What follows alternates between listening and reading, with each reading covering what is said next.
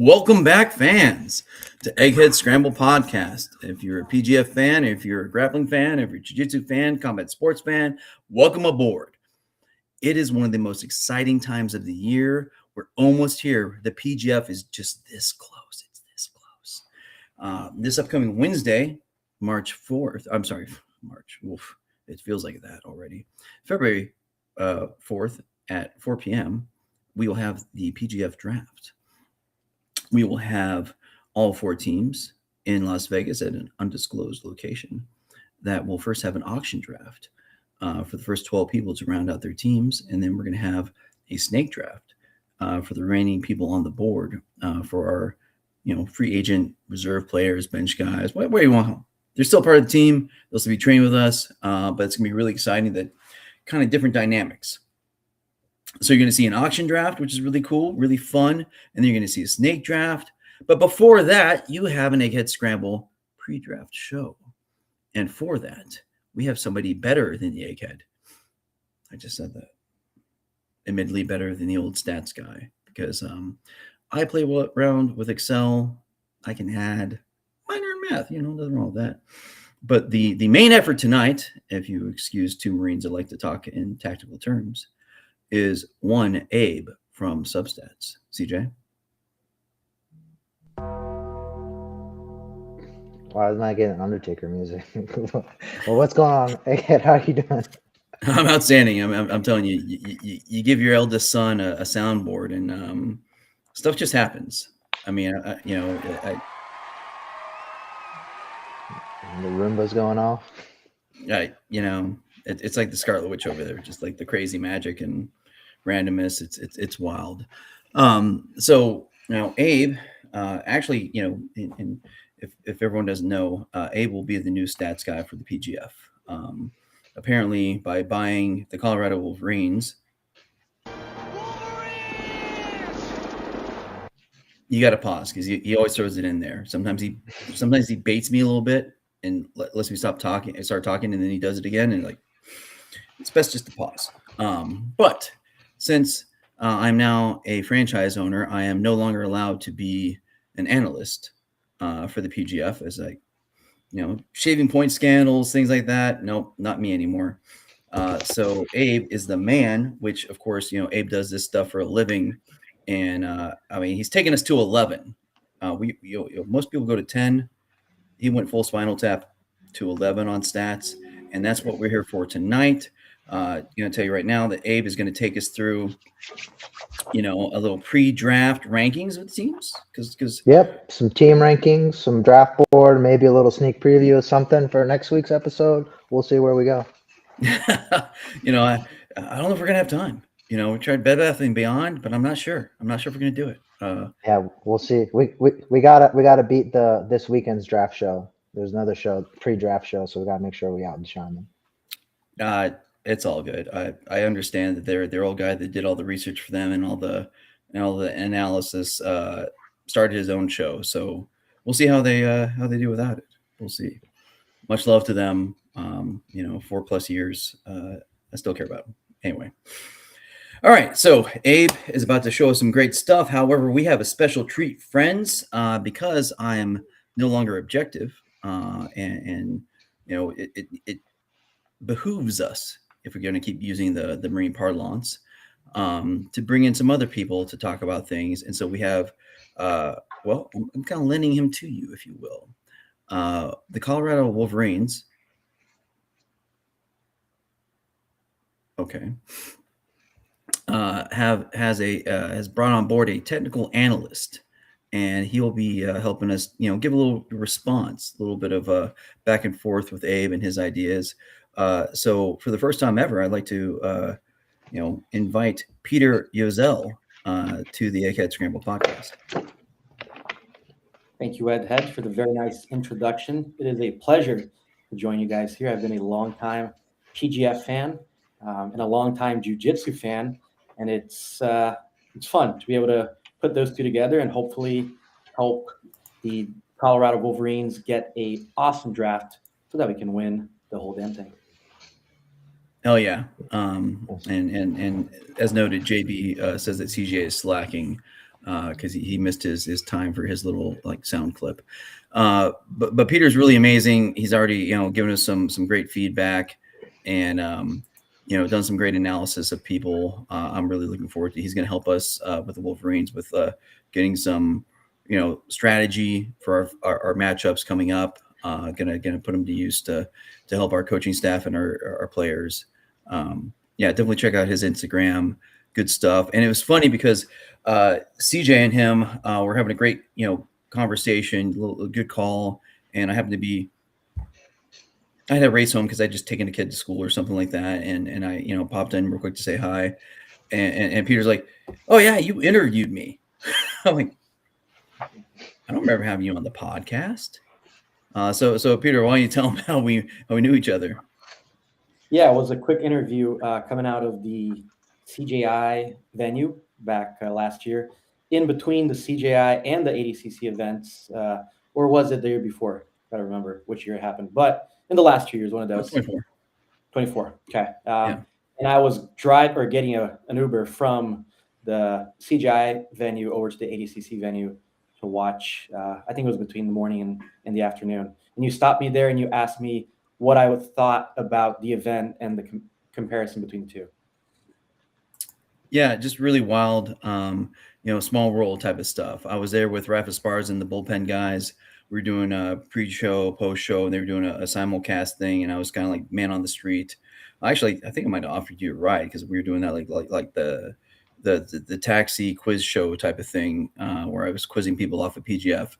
You did not get a ride, but I did, at least interviews. That's pretty cool. So Chris Weatherman here, Angry American.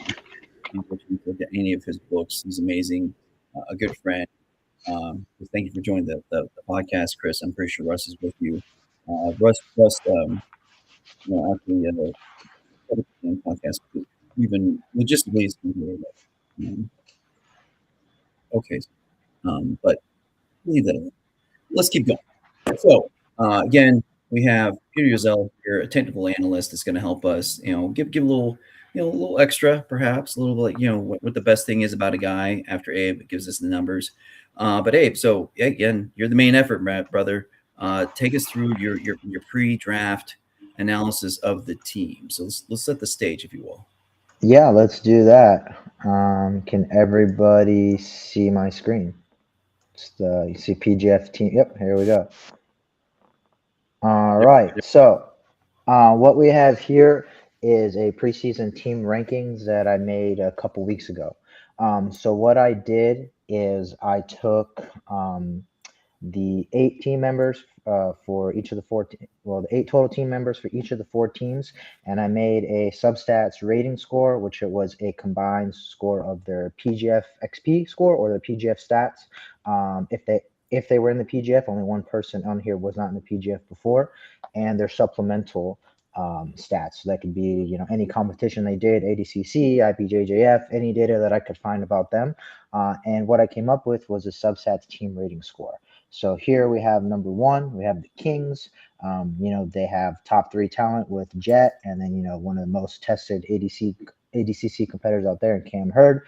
Second one, we got number 2 with Elijah Carlton and Kevin Buring. Number 3, we have the Wolverines, brand new team already, in the top 3 with Jonathan Wilson and Caleb Crum. And we have the Phenoms listed as number 4 with Derek Rayfield leading the way because Andrew doesn't have any previous PGF experience, but he does have a good record or experience outside of the PGF. So, yeah, this is what I came up with for the preseason team rankings. I'm sure this will change as the season goes on. But, yeah, any thoughts, questions, suggestions, or, yeah? CJ, why don't you hide us so make this a little bit easier to see. Oh, sorry. Oh, whoops. No, I did that wrong. Wow, like 80s. That's great. Yeah, there's something about audio going on. All right, CJ says he fixed it. No, hide all of us, crazy, so we get the full screen as his power rankings. Almost there. Hide Abe too, please.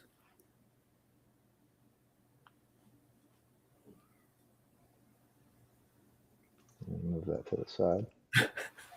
All right, there we go. Hey guys, we're still only about like 7 or 8 episodes in, so we're figuring it out. I like it. So Las Vegas Kings, Kevin Lucas. You got Travis Thomas in there, his GM. Kevin Lucas, the owner. Obviously we got Ricky Lundell, their coach. They're just class acts. They're good people. Again, Cam Hurd, who's been there since season 5, season 6, season 7. Obviously too big a guy to make 155 for season 8. Came in as a real stopper type of guy. And you got Jet Thompson, and pardon me, actually, Peter, you did some wormhole. So Peter, you did some analysis on those two guys. I should let you give a little comment. I did. And what's interesting to me is that I actually have a question to Abe on this. Yep. How does Cam Hurd and Derek Rayfield compare submission-wise? Because I know the Philly Phenoms are down at 4 because Andrew Koschel has not participated in the PGF yet. But Derek, in his first season, was an absolute murderer. Like, he was getting breaks and chokes all over the place. Cam Hurd, amazing athlete, prior D1 wrestler, has had great success in the ADCC scene, but not that big of a finisher. So I'm kind of asking how the weight is decided here on these rankings. Yeah, not good question. So what I did was I took their PGF score was about 40%. Then I took their overall threat profile, I put that at 30% weight, and then I took their win efficiency at 20% and their momentum, which is metric at 10%. So I used all that in combination to get their overall scores. So I'll break this down. Let me see. So Derek Rayfield, his PGF score was 0.5207. And then with all of his other weighted score, he has a combined score of 0.688. And I'm looking down at my notes here on the side. So Cam, he has 29 wins out of 37. So his overall combined score that I created is a 0.175. So so Cam has a little bit higher submissions outside of PGF, and I think Derek only had about 13 total matches, if I'm correct, if I'm not mistaken, in the PGF. Yeah, and Peter, I'll just say this: Cam Hurd, he probably gets a little bit of bias here because he first came into season 5, and I know Peter, you're a fan for a long time, and so you saw him in season 5. In season 5, he was that Virginia Tech wrestler, had the front headlock game, but just had a lot of draws, and I warned people about that before that season. But I really think we've seen a true metamorphosis of him. I remember one of the ADCC events after last season. After season 7, maybe season 6. But he pulled guard and did an armbar. I'm like, what wrestler does that? And now he's going for leg locks, which I know because I read your analysis on him. And so I think he's really tying in his jiu-jitsu to his wrestling. And so I think he's a real threat. But your point's well taken. I mean, Derek Rayfield was a monster coming in. That was a huge get by Lauren Barone and the Philly Phenoms. They did really well in signing him. Andrew Cockle, hey, that guy like competes so damn much. Plus he's a Philly guy around that area. So that's a good, good marketing thing, but also, hey, let's promote some people. The Twisters, that's a scary team for me because, obviously you get the Notorious 9 there. You got Sean Applegate from 10th Planet Atlanta coming in as the coach. I mean, last time he was a coach in PGF season 3, his whole team made the playoffs. His whole team, 5 out of 8 playoffs guys were his. I mean, that's insanity. So guess what he has? 2 of his students. Elijah Carlton, PGF Hall of Famer, like first ballot. I mean, it's not official yet, but come on, it's gonna be. We all know this. And Kevin Buring, who scared people as a baby blue belt, has been great seeing him get promoted and his journey and following that with him. Obviously, the Colorado Wolverines appreciate you not having us in the basement, Abe. At least there's that. Hey, it's not me. It's the data. stuff I It's tell numbers. agents It's to do. numbers. It's not his fault. And hey man, Yeah. I've said that so many times. I got you. You You know know, what? The numbers are so smart that Abe could have mixed it all up and we would have just eaten it. We'd be like, yeah, I believe it. He could have put us at I the top mean, and be like, yeah, the number said it. It ain't me. could have put us yeah, at the I top. try not to. Could have put us at the top.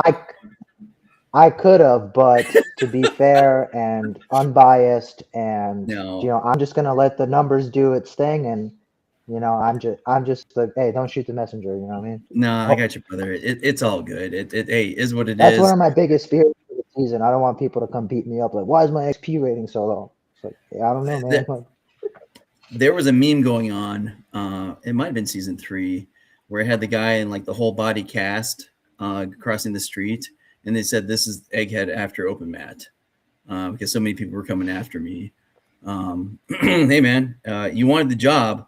It comes with it, but obviously we have Officer Grimy, Jonathan Wilson. He was a late start replacement last season, but you really saw him, show a difference. I mean, he got it. I mean, the PGF is its own skill set. And so, having veterans, people that have been there before is huge for every team. Caleb Crump, just a freaking monster. I want to see that Crump versus Hurd rematch. I mean, people said that was probably no submission, but it might have been one of the best matches of PGF season 7. And that was both those two monsters at 205. Now they're at 175, so there's going to be more cut. It's going to be exciting. All right. So, Peter, anything else you want to bust Abe's balls about before we move on? Yeah, did I answer your question? I hope I did. Yeah, you did. That was great. Yeah, so Go ahead. Sorry. I'm sorry. Go ahead. No, go ahead. See, Egghead, we're still new to this. We're going to keep interrupting each other. You have more of the broadcasting experience, but we'll get better at it. Just a comment on Jonathan Wilson is I agree 100% what you said, Egghead. He came in, he looked a bit uncomfortable, right out of the gate. I think a lot of other guys just had that pace in them from being in the PGF for multiple weeks. He came out of the blue, they flew him out, and he's like, dude, I'm just going to go and do my thing. But once he was able to settle down a little bit and, get the calmness, the nerves out of the way, dude, by the end there, he was shining. 100%. I mean, he showed go ahead, Abe. No, I was gonna say, so just I just gotta have Cam's and Derek's individual analysis up. It's kind of interesting. So I think Cam's gonna be he's gonna get crazy numbers now. So he has a total of 37 PGF matches and a finish rate of 13%. He has 1 kill under 60 and 24 match points. Derek has a 57% finish rate. He has 37 match points, and all his finishes. And he has 8 wins. So Cam has more experience in the PGF, little less percentages less than Derek, was has less matches, but all the experience that Cam's been putting up in these recent tournaments, I think his numbers are going to skyrocket this upcoming season. Sure, 100%. And again, I don't think enough can be given about the fact that Cam Hurd was a collegiate wrestler, because those guys just know how to work. And I've said it before, he inspires me because he has a real job, like a good job. He's got the family going on, but he still finds a way to do all the training and stuff like that. And I think we're seeing his jiu-jitsu kind of catch up to his wrestling. Cam Hurd is a problem. He was already a problem as a stopper. He's already, hard to finish, real tough. But now he's adding submissions to it. So again, folks, we have Abe's preseason rankings here. Just want to note, especially because the Instagram feud is on. Neener, Lauren Barone, we are above you. Take that, Phenoms. Go Wolverines. There you go. He got it right this Peter, time. you got to pause because every time you see our team name, he throws that out there. So just anyway, be prepared. All right. So hey, we've had our amuse bouche, our appetizer, if you will. We've set the table. Abe, it's time for the main course, buddy. Give us that draft board. So this is a draft board that I made with a Claude Code AI agent. I was using Google Anti-Gravity, and then it kind of shit the bed on me, so I had to switch it up. But let me know if that's okay, or should I I'll zoom in one more time. So here is the draft rankings as I have it listed for substats. So we have all the qualifier winners and then all the invitees. A lot of the qualifier winners didn't have a lot of prior PGF experience, so I kind of had to use some of their supplemental data. But going forward into next season, hopefully I won't have to do that as much. But yeah, so here is the rankings, and I have it how the rankings work. Sorry, I gotta pull up my notes. I'd be forgetting. So how the rankings work is a better ranking is 2 times weight. So, or I'm sorry, high threat index. The more wins you have, of course, better rankings. If you have any losses, that's going to affect it, and your faster finishes. So we have here Travis Haven at number 1.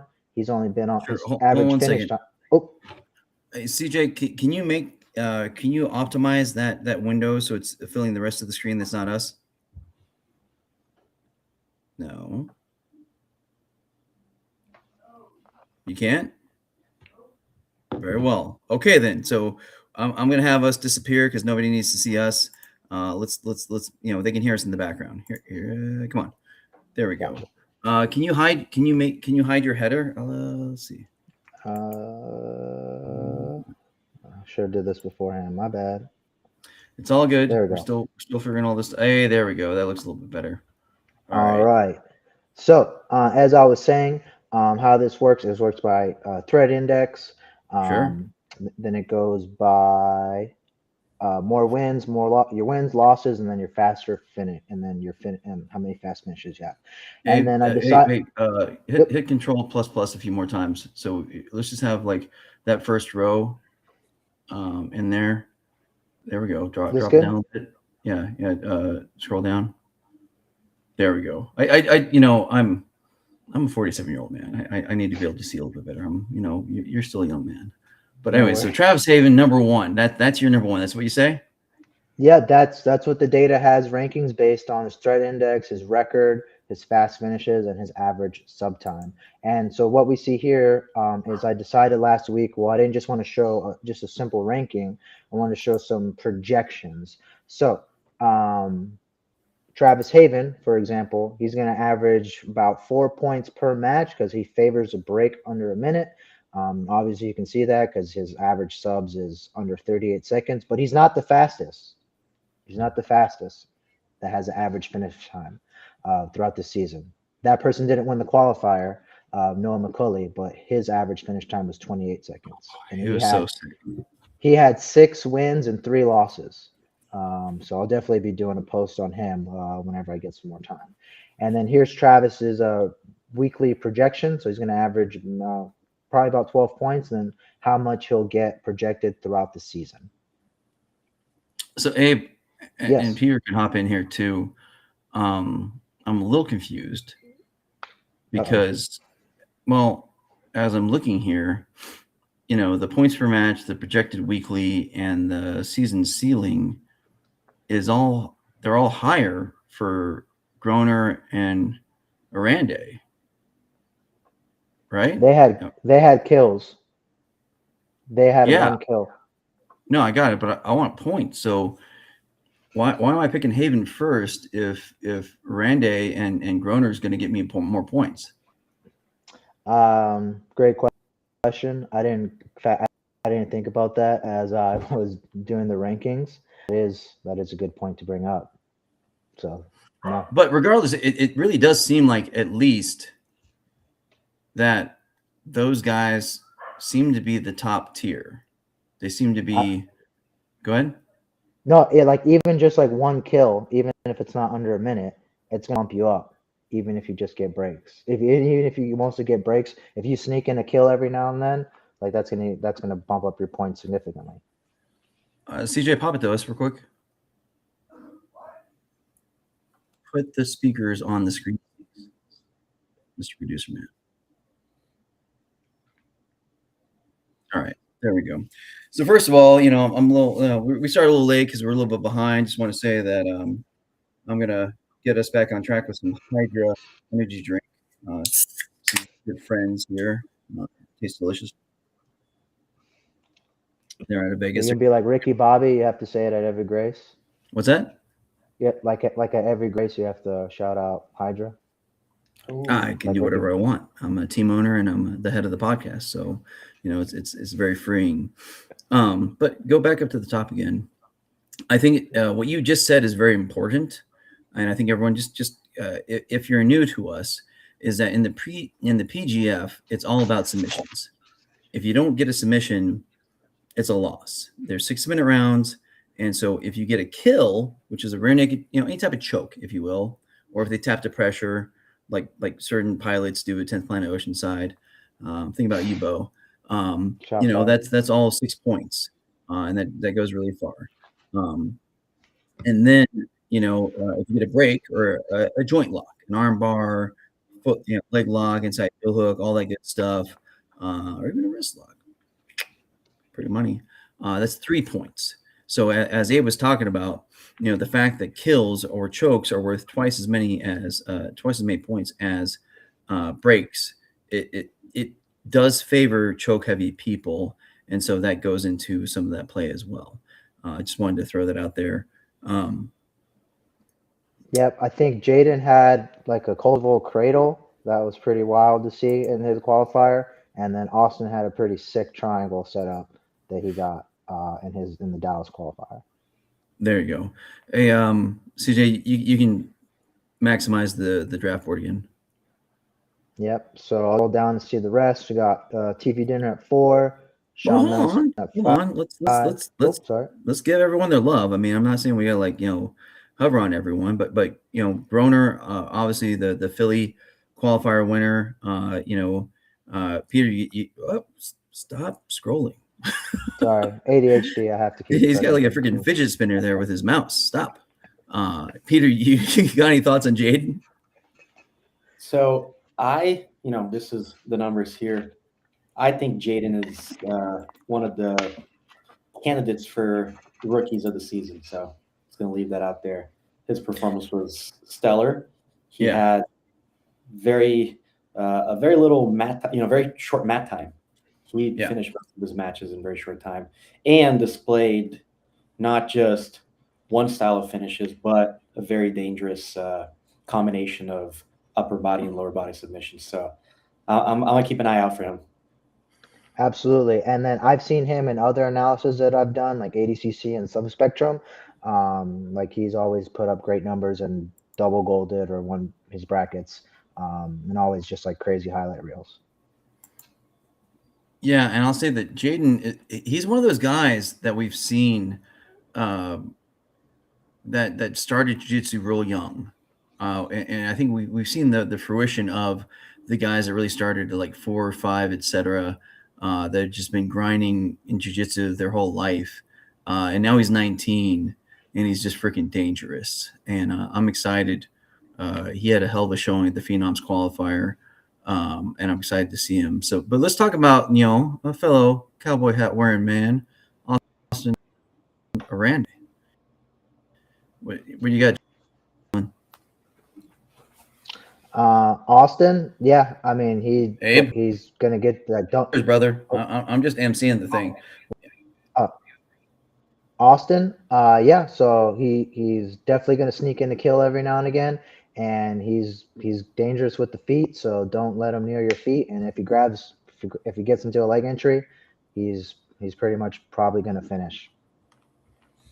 Yeah, very dangerous. Peter, go ahead.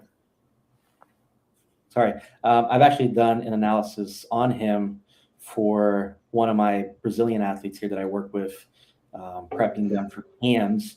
They didn't end up facing each other, but even back then, the display of a very unorthodox guard that he can catch some people, like you said, with that really crazy triangle. Sometimes he'll play in some rubber guard in there. But whenever they rip out of those attacks, he's ready to go for the legs. There you go. Very dangerous. And so just something to think about for all the fans out there and for all the other franchise owners to data dump. Yes, I know you're watching. I'm not trying to give you any secrets. I'm not trying to help you beat me because you're going to lose.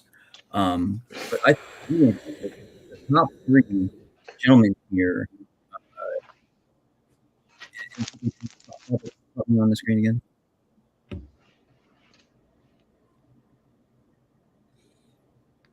I got it.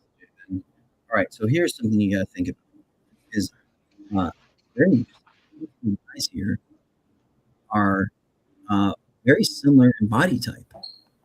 These are some long, lanky, athletic guys. So I know Austin, which you might not think, is 6'3".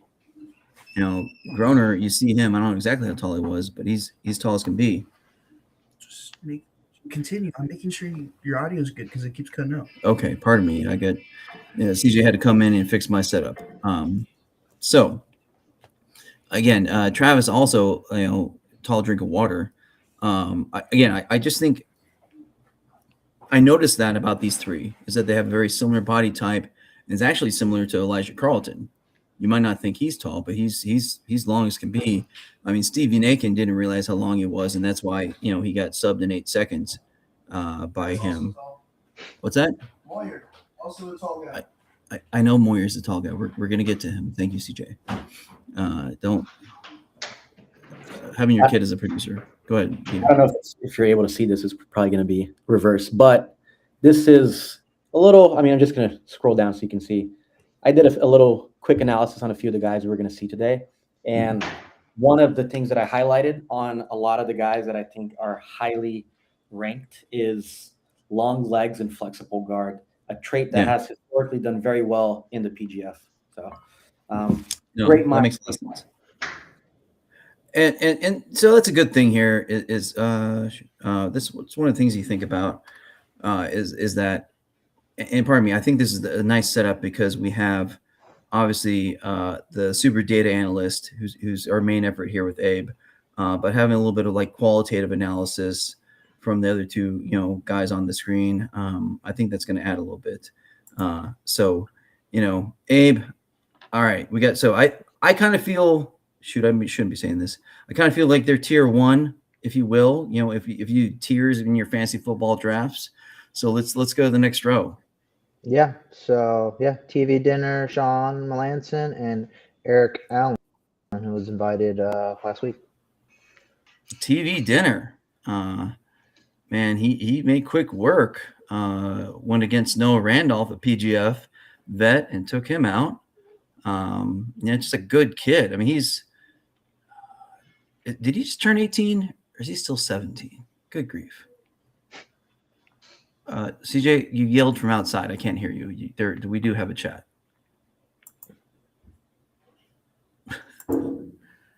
17. Thank you. He's now doing mimery. Appreciate that. So we got a 17-year-old there.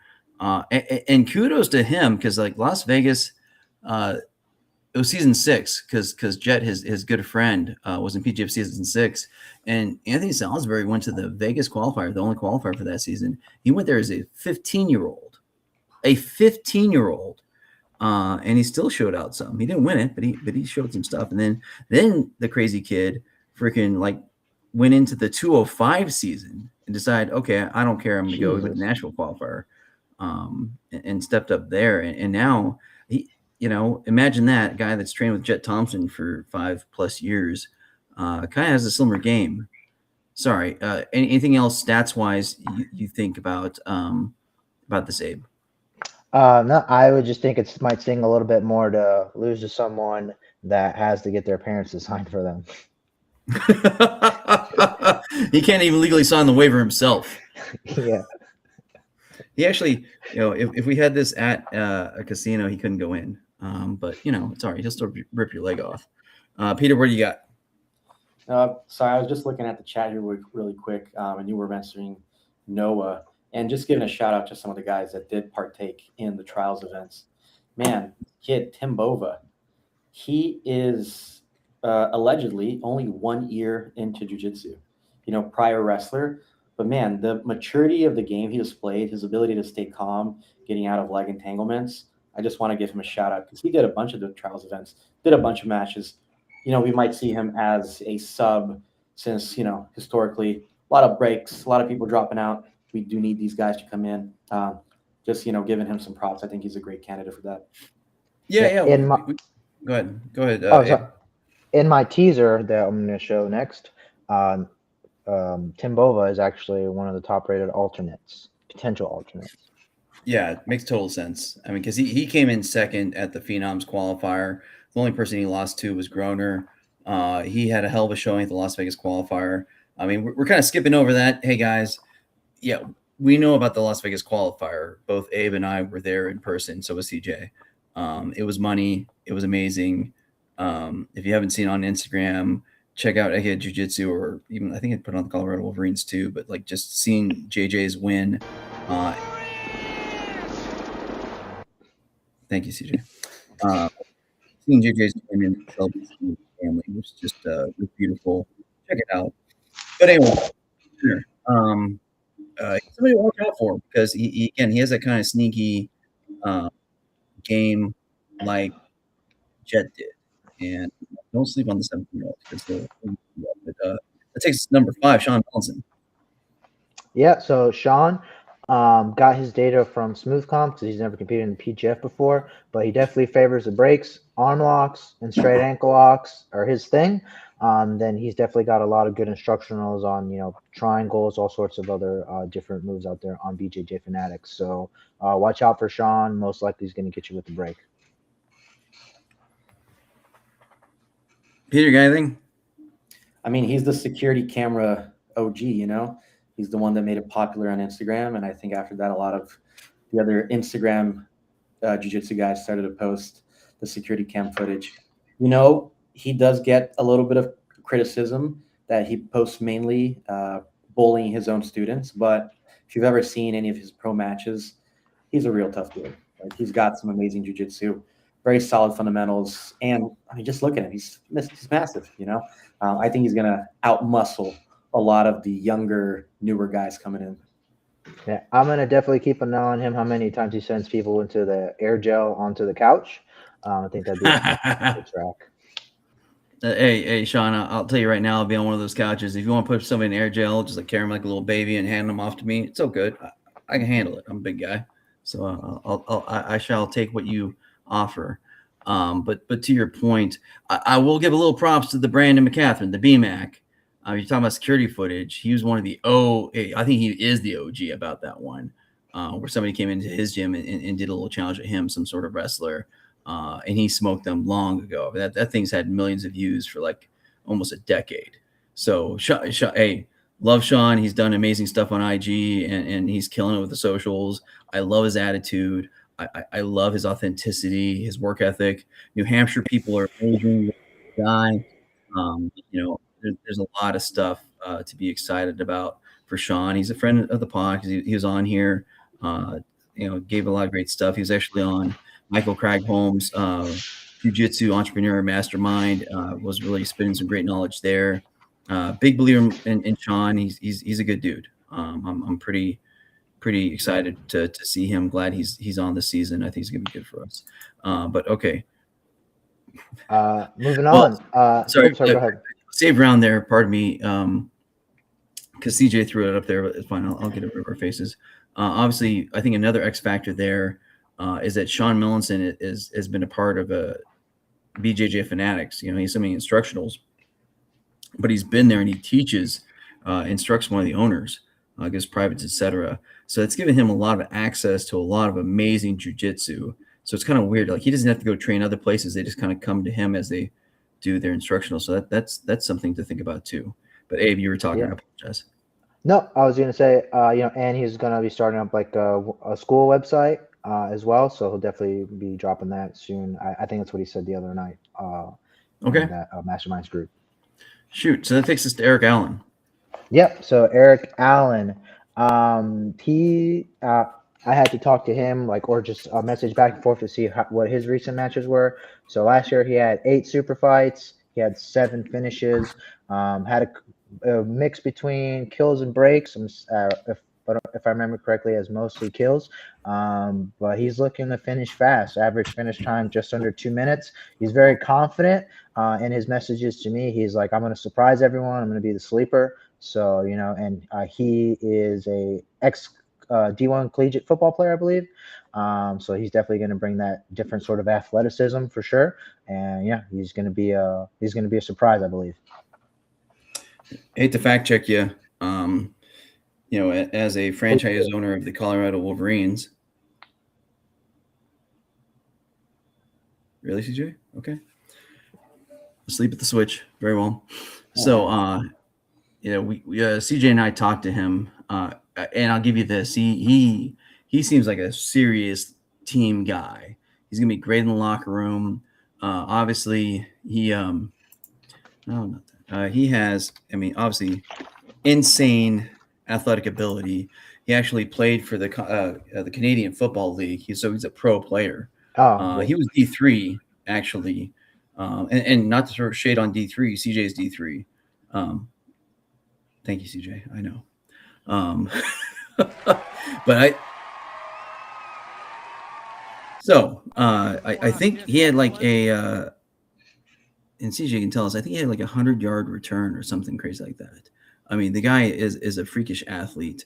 I kind of get the feeling he's kind of like a Cam Hurd, maybe season 5, maybe season 6. So, I mean, I know you got the numbers here. Well, no, I know. Oh, he's more than season 5. Okay, that's fair. I was just giving him a little, give him a little upside. I just think that he's an amazing athlete, but I think his jiu-jitsu is not quite on par. Because I mean, he did win the Masters Blue Belt Worlds. Yep, he won Masters World. Yeah, at blue belt level though. So I think he's kind of a wild card. Yeah, he might be the guy to break out. Go ahead, Dave. No, definitely. I mean, and just like the freak athlete part, like that's you have to factor that in. Like his jiu-jitsu may not be there, but like dude's an athlete. Like that's gonna be a problem for a lot of people. Yeah, what do you think, Peter? Here's what I will say. Physically, probably one of the more imposing athletes out there. He played professional football in Canada, but up to that point, and you can talk about your own son, CJ, man, the weight rooms in the football world are pretty crazy. Like those guys are hauling weight, from a very young age. So physically, I'm sure he's going to have all of that coming in. But we got to remember, the PGF has some insane leg lockers. And in none of the footage that I've studied from him, I have not seen him prove that he is able to defend against this caliber of leg locker. That's all I'm going to leave out there. Yeah, that's always a challenge. I mean, for instance, like Officer Grimey, he got leg locked. I think the first week he was in there, and it took him a little bit. He's a much more accomplished jiu-jitsu guy, and by that second week, he was like putting so much weight on those legs. He was just shutting down every leg locker, even though they're really amazing. So that could be a challenge for Eric Allen for sure. One thing that's nice is that he does like a Darce, so he can get that kill perhaps. And of course the quick twitch muscles that he has as an athlete. If it gets to a scramble, you got to think he's got a good shot at winning that scramble just because of his athleticism. But I think I want to see him tackle somebody. Oh, what was that? That was actually Marcin going after Caleb? Was that it? Like when he was like doing the little racing, chasing after him thing? I believe so. Yeah. No. You know what I will say is that the PGF is not just about the finishes, even though we do prioritize that. But I think there's going to be a lot of money bags going around for people like Eric Allen, or if you look in the chat, JJ Bowers as well. Some of these guys are just really good at picking people up and then throwing them down. How Sean Melanson versus Eric Allen? That would be like who's immovable object, unstoppable force. I probably said that backwards, but yeah. Hulk versus the Thing, huh? Love it. Yeah. So, pardon me, am I missing this in the chat? Oh, first of all, gotta get him a love. Nunchuck. So, one of our associate producers from back in the days of PGF old, gotta get him some love. I saw that out there. All right, so let's advance the board. I know, guys, we're going a little bit longer than normal, but hey, we got a whole draft to cover here, so let's go. Yeah. So next one up is Chuy Magana. He won that PGF semi-qualifier down in Mexico last year. Johnny Hernandez Invitational 2, still on the PGF World. YouTube. Pardon me. Go ahead. No. Yeah, he won that. The only he had 5 matches. He only had a draw with Kyle Chambers, but everyone else he pretty much I think he leg locked everyone, or he at least had one arm bar. And like, he's a shorter guy, but he's definitely going to be a problem with the legs. What? He seems very technical and adept at it. So definitely going to be a problem.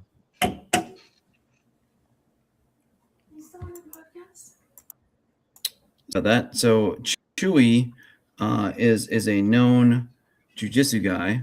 As far as leg locker, big time leg locker. And he did win the Johnny Hernandez Invitational 2. And I'll give him that love because he did. And that was actually a round robin PGF style format event. So that was really cool. Yep. So, he's actually been in the format before. So you give him some love for there. Peter, what do you got? I'm actually going to refrain from talking because I have not studied his tape yet, which we will have completed by the draft. But, I'll let the stats speak for him. Yeah, and to give him a little bit of love, he was a runner-up in the Johnny Hernandez Invitational 1 as well, which he lost to number 9 there, Kyle Chambers.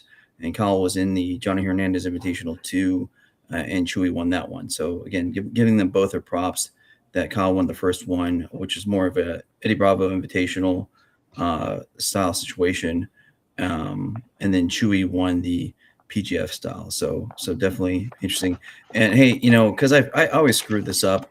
Thank you, JB, for reminding me. Hey, everyone, if you're in the chat there, exit out of the chat just for a second. Just for a second. Hit the like button. Maybe share it. And then come on back. We're not going to go anywhere. So let's do that. All right. So got that. All right. Next. Brett Moyer. Brett a recent Moyer. addition. What you got? Yeah, so first of all, last weekend's event was my first PGF event of many that I hope I get to go to, and I had an absolute blast of a great time. Everyone's super cool, and I was happy to be a part of it the little bit that I did. But Brett Moyer, very tall, one of those very tall, lanky guys, seems to be a dangerous guard player. JJ did pass his guard a couple times in their second match, but he really had to fight for it. So he's going to be one of those dangerous guys with long legs, and he's definitely going to looking for leg locks for sure. All right, love it. So we see 34 points as the season ceiling.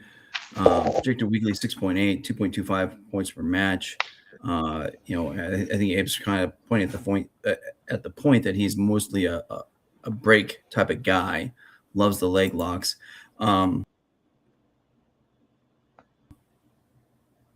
of interesting. After the qualifier, I went up to him like, "Are you sure you're 10? Because those guys are wrestlers." and Brett just sits down, takes his guard. I have no doubt that he can wrestle because he's from that Varela, Rayfield, Casey Halstead camp. But he's the word on the street is he's the best leg locker in that room. Peter, you got anything before I go further? No, I agree. I think he has very high break potential. His legs are super long, plays a great K guard. But I will say that he has a pace that is a little bit different than a lot of the other PGF guys that we see. And I think it might take a few matches of him possibly getting put on the shot clock for him to speed it up. His best match, in my opinion, was against JJ Bowers because JJ Bowers puts on the pace. So he was able to counter what was going on. But if you notice, he tends to kind of lay there a little bit more lackadaisical, very similar to how Elijah Carlton was in the beginning, where he'd catch people with a lot of the bites. And then later on, people started to understand Elijah's game, and Elijah needed to evolve, to update that game and become himself more aggressive. And I think that's something that we're going to see happening to Brett Moyer if he wants to succeed in the PGF this season. No, I love it. Another thing to think about with Brett, that dude was lean. He's tall for that qualifier. He's a tall guy, and he that guy was cut. And talking to him, he usually does higher weight classes than 175. And the nice thing about the PGF, and just so all the fans know, you only have to cut to 175 once, right before you start, and then people can get up to 194 weekly after that. And so that's an advantage for the big guys. They can't go up to 195 because that's the next weight class. We won't let them go that high, but you get that wiggle room week to week, which is pretty nice. Let me just comment on talking about rehydration. I remember Kyle Boone, because that's how you pronounce his last name. Bame. At the 205. That man, after a few days in, he looked very rehydrated. I'll say that. So some of these guys coming in, Sean Melanson, for example, are very big. So I think we're going to see some weight bullies, later into the season, and that's just part of the game. If you want to come in as a smaller guy, you got to deal with these people. Kyle Bain might have the largest back of any gentleman I've ever known, as far as like the width. I'm like, good grief. He's a whole lot of man. But talking about big guys, that's a nice transition to number 9, who's going to be also very big for this weight class. Yeah. Abe? Kyle Chambers, definitely a threat on the legs, definitely a threat on, arm bars, triangles. I haven't studied a lot of film on him, but definitely he's got a lot of 10th planet weapons. You can probably speak to that more than I can. I'll let Peter go first.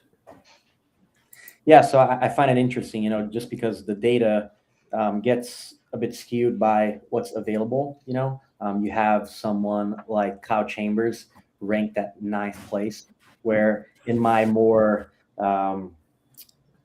let me say just pure jiu-jitsu analysis, not just numbers, I would rank him higher than a lot of these guys, especially in this rule set. And like I said, one of the things that I pointed out in my little notes here is that people that are of his build, long, lanky, really long legs, flexible guards that are very good at threatening the legs will have great success. And in everyone in here, I think he is one of the people that has mastered the art of leg locking against wrestlers the best. He will stand until they enter him on a takedown, single leg, whatever it is, and he will use that to then counter enter the legs. Very similar to something that Oliver Taza does outside of the PGF. But I think those two come to mind when I'm thinking about athletes that can transform takedowns into leg locks. No, I like that analysis. I honestly think outside the PGF, Kyle Chambers is probably the biggest name here. And he's been a big name for a long time. He's been very dominant in competitions for a long time. But we've seen that could put a big target on his back. I think we saw that the Johnny Hernandez Invitational 2, where a lot of the guys just stalled out against him. And so the question is, can he put people in enough of a dilemma where if they are trying to stall out against him, that he can get them penalty calls for stalling? If he can do that, then you can get their back. He can do a lot of really great stuff. And I think people are afraid of him. So I think it's just a question of a little tweak to get him to that point where he's putting in people in that dilemma. Either you accept his connection and he breaks you, or you run away and then he gets your back, and then he might get that kill. So he's definitely an intriguing option in the draft. And also, the owners already know he's 10th planet Oceanside. I'm 10th planet Oceanside. I hugged him when I got my brown belt in December. So, no, I don't want him at all. See, folks, I don't want to draft that guy. All right. So next row, please. Next row. So we got Sham. I don't know if you want to try his last name. I'm going to butcher it again. Sam Schwartzepfel. You just got to sound out the syllables, brother. Sam Schwartzepfel. Reading is hard. We go Schwartz on PGF because Brandon has a hard time too. Yeah. So he is the King of Subs Pasadena winner. 80% sub rate. Favors the break just over 2 minutes. Average finish time. Looks like he's probably going to get a break per match. Didn't have any fast finishes. He at that qualifier, he finished 4, won by decision. And he did have that crazy throw by to armbar when I think he was doing a US grappling or whatever event he was. So be on the lookout for that. And he does have prior PGF experience. I'm sorry, Peter. I think you were saying something. No, I'd say he did try that a couple times last season. He has that motor pattern just dialed in. Every time he does a throw by, he immediately tries to get you that arm bar. It's fun to watch. Yeah, it is.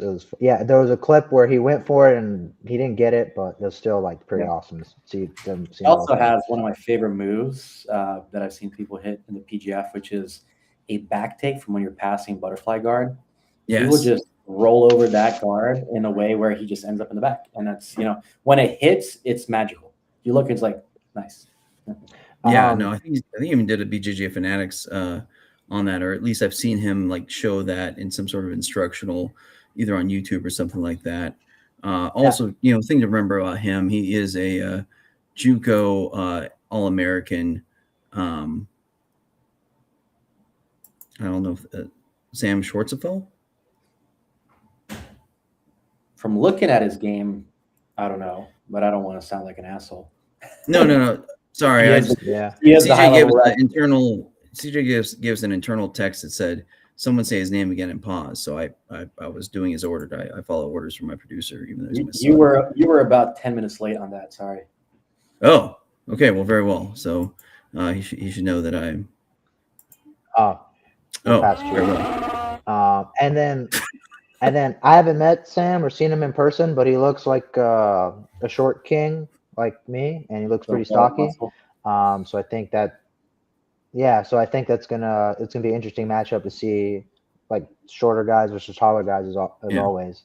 So I think it's gonna be a fun dynamic to watch. Yeah, he really likes to, as a wrestler, he's got that great outside passing or the butterfly flip over passing. It seems like he finds a way to get that north-south, and that's where he runs his game from. That seems to be like his home base.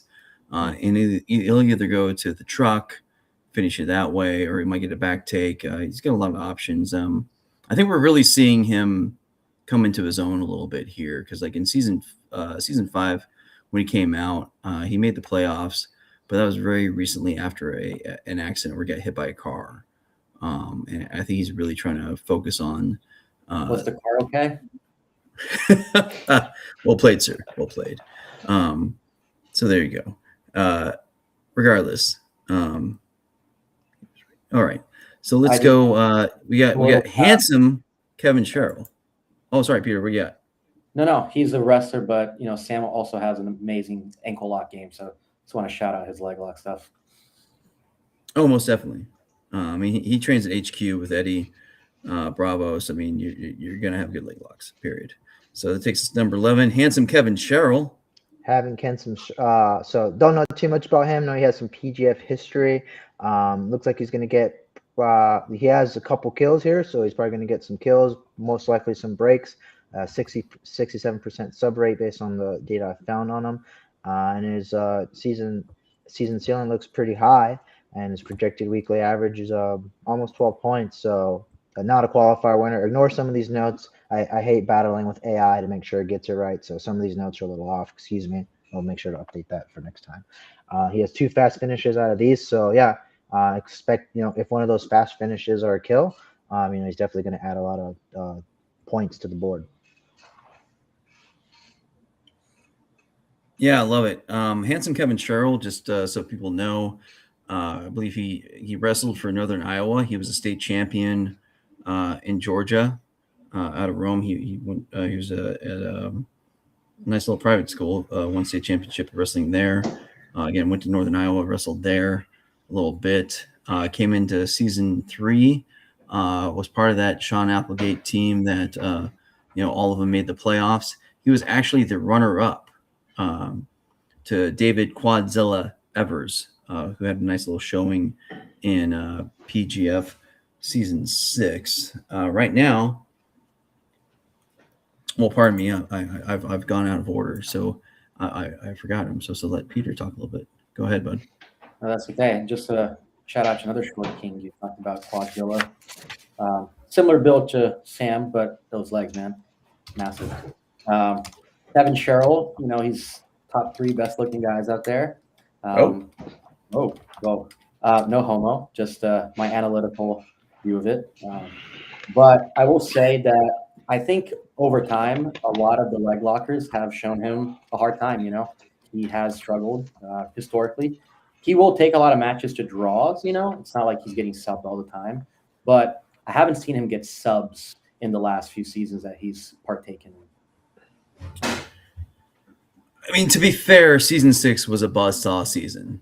That like had world champions. People were just like, all stars all over the place. That was a stacked group of people.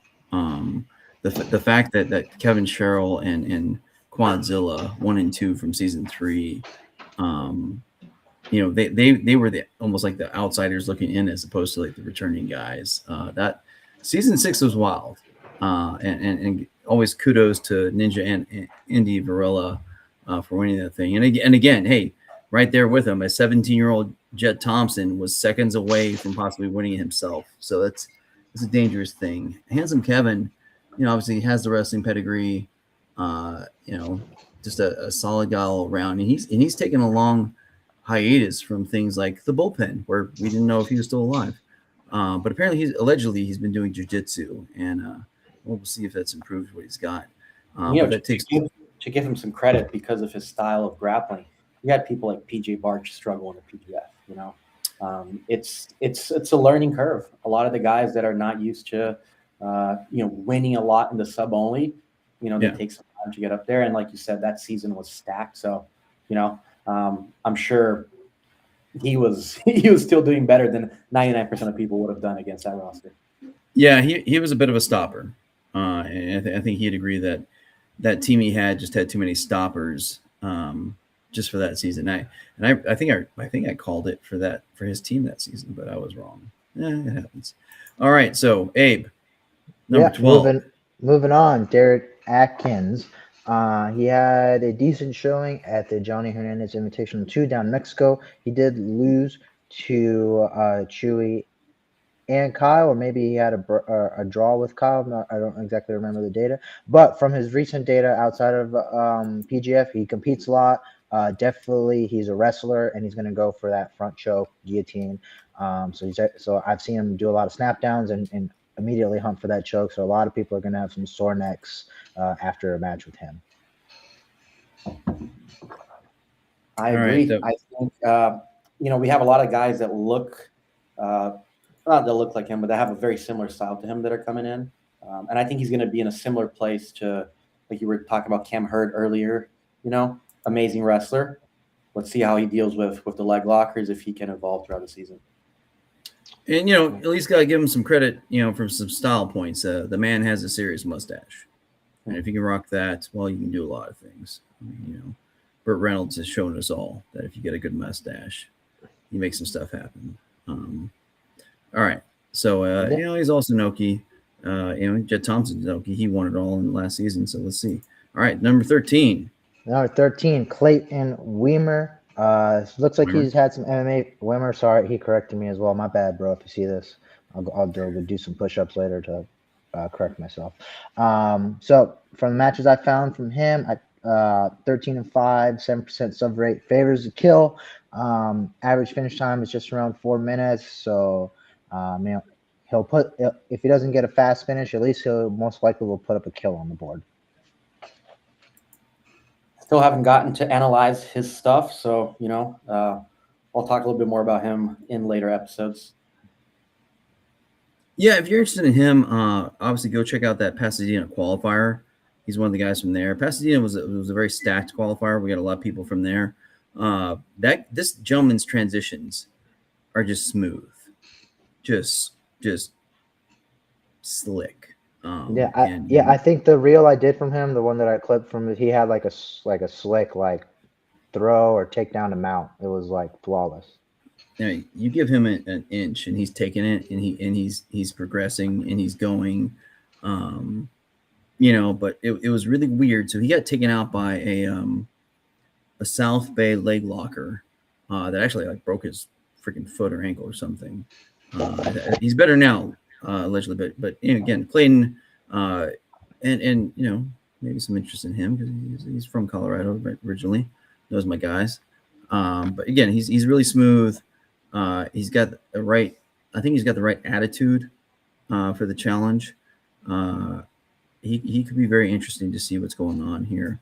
But talking about somebody that has the right attitude and a veteran, let's go to 14. Yep, CJ Murdoch. Believe he recently, I think he won the Kansas City Nogi IBJJF. So he definitely has Nogi experience at a high level. So it looks like he's gets to finish later on in matches. From the data I found, I wasn't sure if it was kills or breaks. But he's still definitely going to be a problem. Going to put some points on the board. See how he does in this upcoming season. Dude, CJ is a wild dog, man. I've had to do a few analysis against him for some of my athletes here in Brazil. We haven't actually faced him. A lot of the times what happens in these huge IGF brackets is that I research a bunch of these guys, but, we never end up facing each other. But I still got to watch a bunch of their matches. And, man, CJ, I'm not saying he's old, but for his age, my guy is killing it. He will show pace that keeps the young guys gassed out as well, and he's amazing in the scrambles. You'll take him down in the middle of a scramble. He'll find a way to get a choke. He'll find a way to get his back. So I like watching him compete. So I'm excited to see what he does. So one of the most exciting things, or at least one of the most memorable things about CJ Murdoch for me, obviously he's a Pedigo submission fighting guy, Daisy Fresh, etc. And he'll say before he went to Pedigo, he has black belt and all that stuff, and he almost gave up on competing. And then Pedigo's like, no, dude, let's compete. Let's actually, you got this. Give him a second, kind of that second breath, that second wind, if you will, possibly in life of his jiu-jitsu career. But Robert Drysdale, he's a legend. One of the coaches last season, he's telling all those guys, you know what you should do, how you should pass? Like the guy with the mullet. CJ. He's got that relentless dog passing. And so I think we saw it some last season. Like obviously he's been doing that ADCC IBJJF thing for a long time. And so it's dinner's ready. Or microwave. Sure what that is. I used to have my own whole level. I had the basement, had a bar, had a piano. It was really nice. A little fire pit outside. It was, Virginia, but I'm in California now, so we get smaller houses. So you take it where you can get it, okay?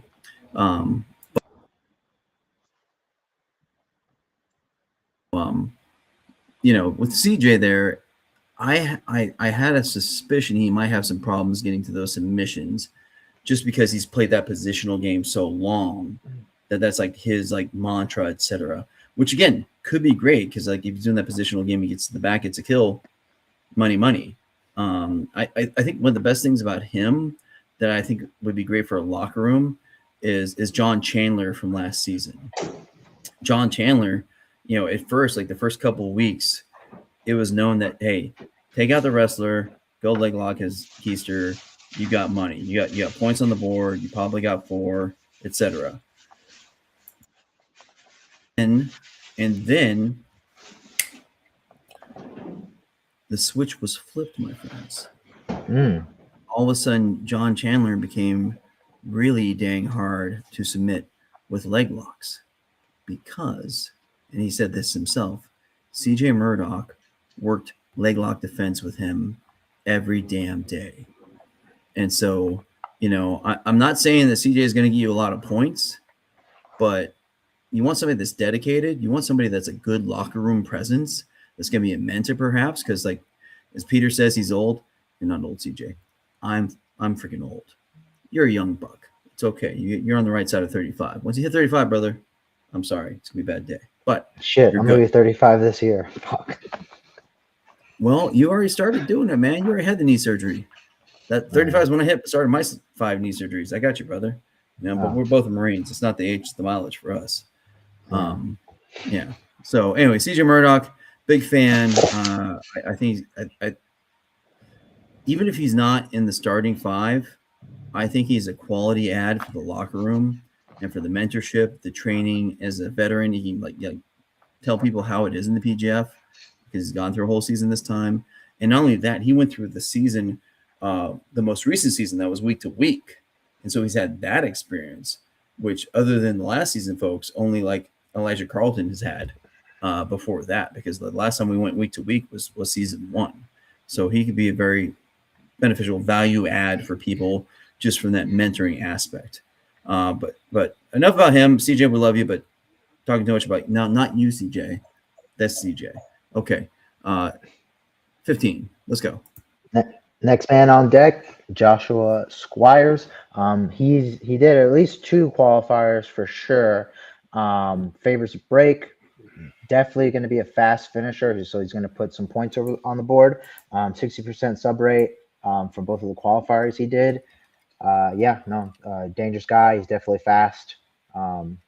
Looks like he favors. I don't know if it's mostly leg locks or upper body attacks, but I think he'll get him fast out of the way.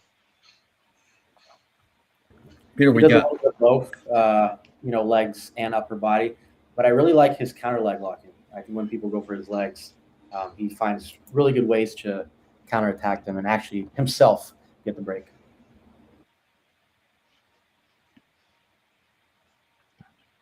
Anything Egghead on Josh? No. So I saw him at the Pasadena qualifier. What other qualifier did he do? I don't remember off the top of my head. I know he did 2 for sure. I'd have to look it up once. Let me see if I could find it real quick. Did he do the Phenoms? Maybe.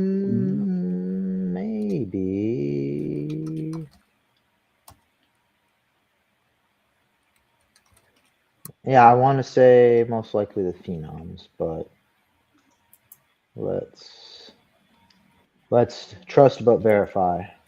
Okay, President Reagan. Yeah, smooth pumps on slow. Joshua Squires. Yeah, I went to Hope I'm smooth saying comp his his name profile. right. I didn't see anyone. But that's not always like dispositive, because sometimes the stuff doesn't populate. And I mean, let's say he has 2 losses in your stats, so that wouldn't have been possible, right? Did he win his qualifier or no? No.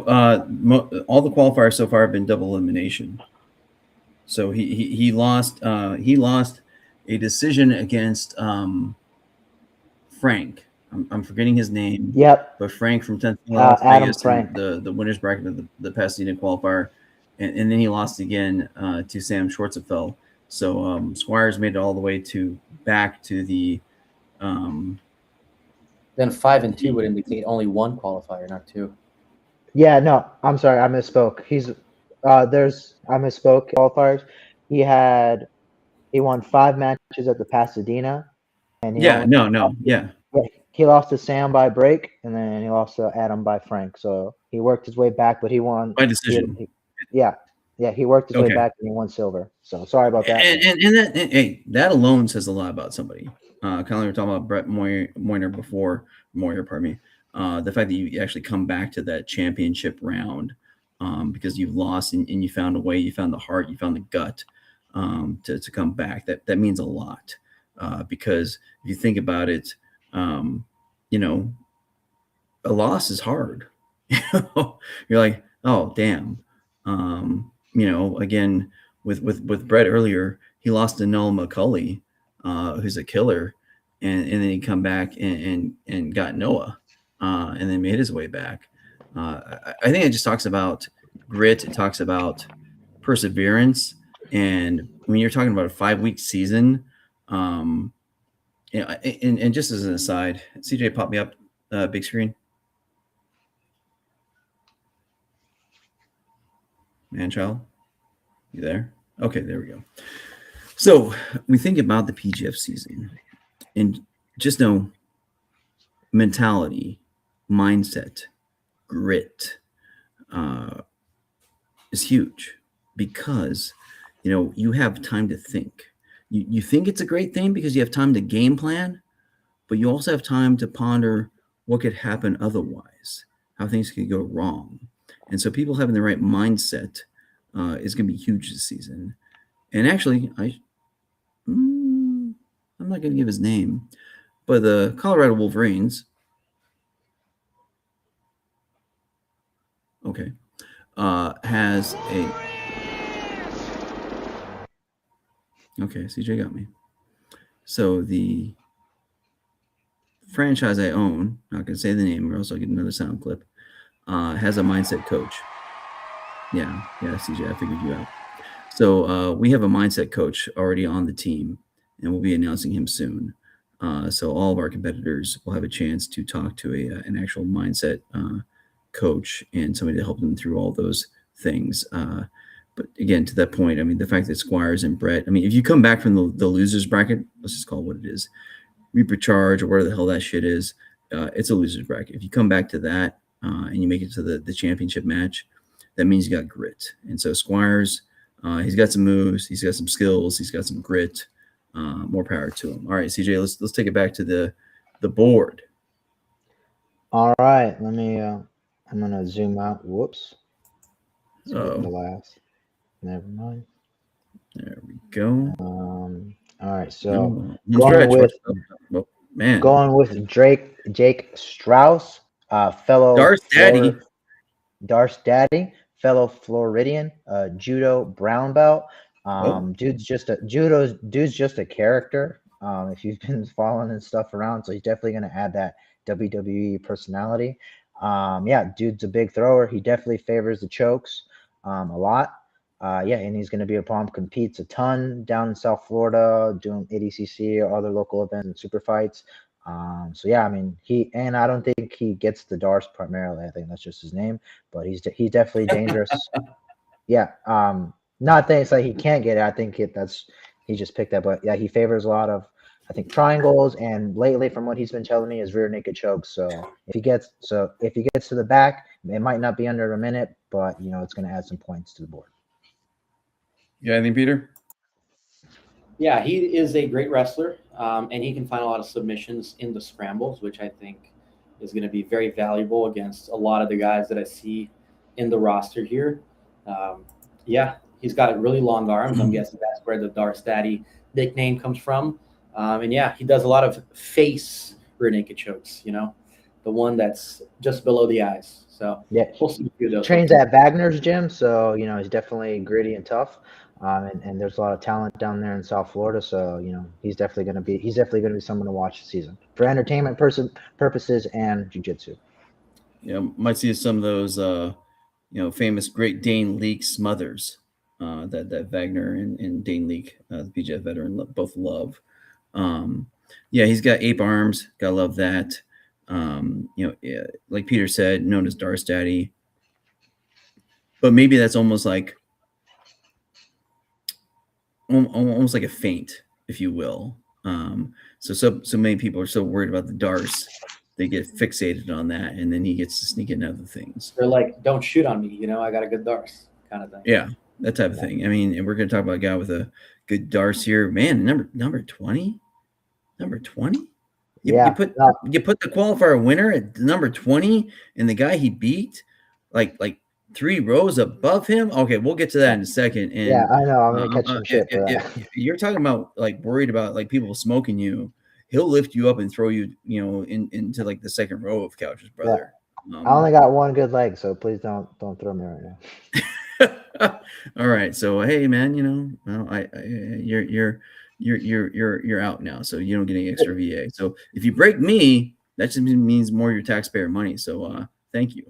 This is my first go at this, and I definitely want to get with Peter offline because I'm looking at this at a data perspective, but there's some things I'm missing or not tracking, so I definitely want to be able to improve this and make it as accurate as possible. Not just looking at it from a data perspective, but other variables that I might not be thinking about, and intangibles. I say we'll go there.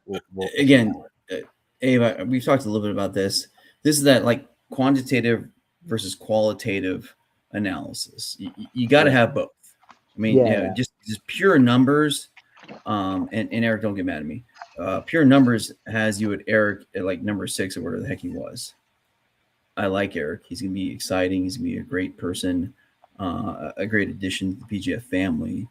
But those numbers are insane because I'm guessing you didn't put in strength of opposition, because that's just too much. That's just too much to figure out. The next layer of people, who's been going against that type of thing. But that does have to play a role into it. But regardless, this is still very valuable in that you've given us a baseline, and you know what? And here's the thing, Abe. Everyone else is moving off of you. It's that like anchoring effect, if you will. You're putting the standard out there, and people can disagree one way or the other. It doesn't matter, because you freaking did it, and you put it out there. You did the work. I've always done my pre-draft rankings, every season. I'm not doing it this season. No other franchise owners, I'm not giving you my rankings. Not doing it anymore. But Abe has, so we're doing this. But at the same time, again, the fact is, you're the man in the arena. You're the one doing the work, and we're all appreciative of you. And again, Peter and I, we're supporting efforts. Your main effort, number one, my man. So, all right, Giovanni, let's go to him. Hey, home stretch. I know, we've gone longer than usual, but there's a lot of people in the draft. Actually, hold on, real quick. I apologize. I should have said this before when we got to number 12. So the first 12 drafted are actually an auction draft. So every team has $9,000. And actually, CJ, let's get big on me so we can clip this later on. All right, PGF draft. Here's how it works. Right now, every team is coming into the season with 2 franchise players. All right. Now, when we get to the draft on February 4th, every team is going to have $9,000 as their budget, and they get to fill out the remaining 3 spots. Now, every team has to save $1,000 for every position. I'm sorry, Andy Varela, you've got to bring a math guy that actually does math. That doesn't just say that like Canuto's a terrorist or some shit. You have to actually have a math guy. You can't bust the bank like I called you out last year on. Autism has become an epidemic. All right. So the thing is, everyone has $9,000. So hypothetically, somebody could go for $7,000. If Travis Haven, number 1 on Abe's board, if everyone believes in that and they think he's worth it, he gets $7,000 but then the next 2 guys would get $1,000 a piece. And that's a strategy. We'll see. So the first 12 players off the board will be via auction. And even though people are ranked at certain levels on the board, there could still be an intentional walk. So if all 4 franchise owners, myself included, because the Colorado Wolverines,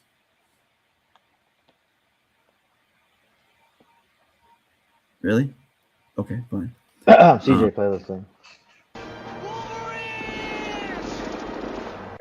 He's giggling outside. I swear to God. All right, thank you, CJ. Don't give a man-child a soundboard. But anyways, so the point is, the first we all have to put 3 people on our teams, right? So after the first 12 people are auctioned off, again, we could intentionally walk somebody. So if we decide that somebody on there in the top 12, isn't somebody I want, we can all intentional walk, and then he goes to the back of the line. Back of the line, not no suit for you, but back of the line type of thing.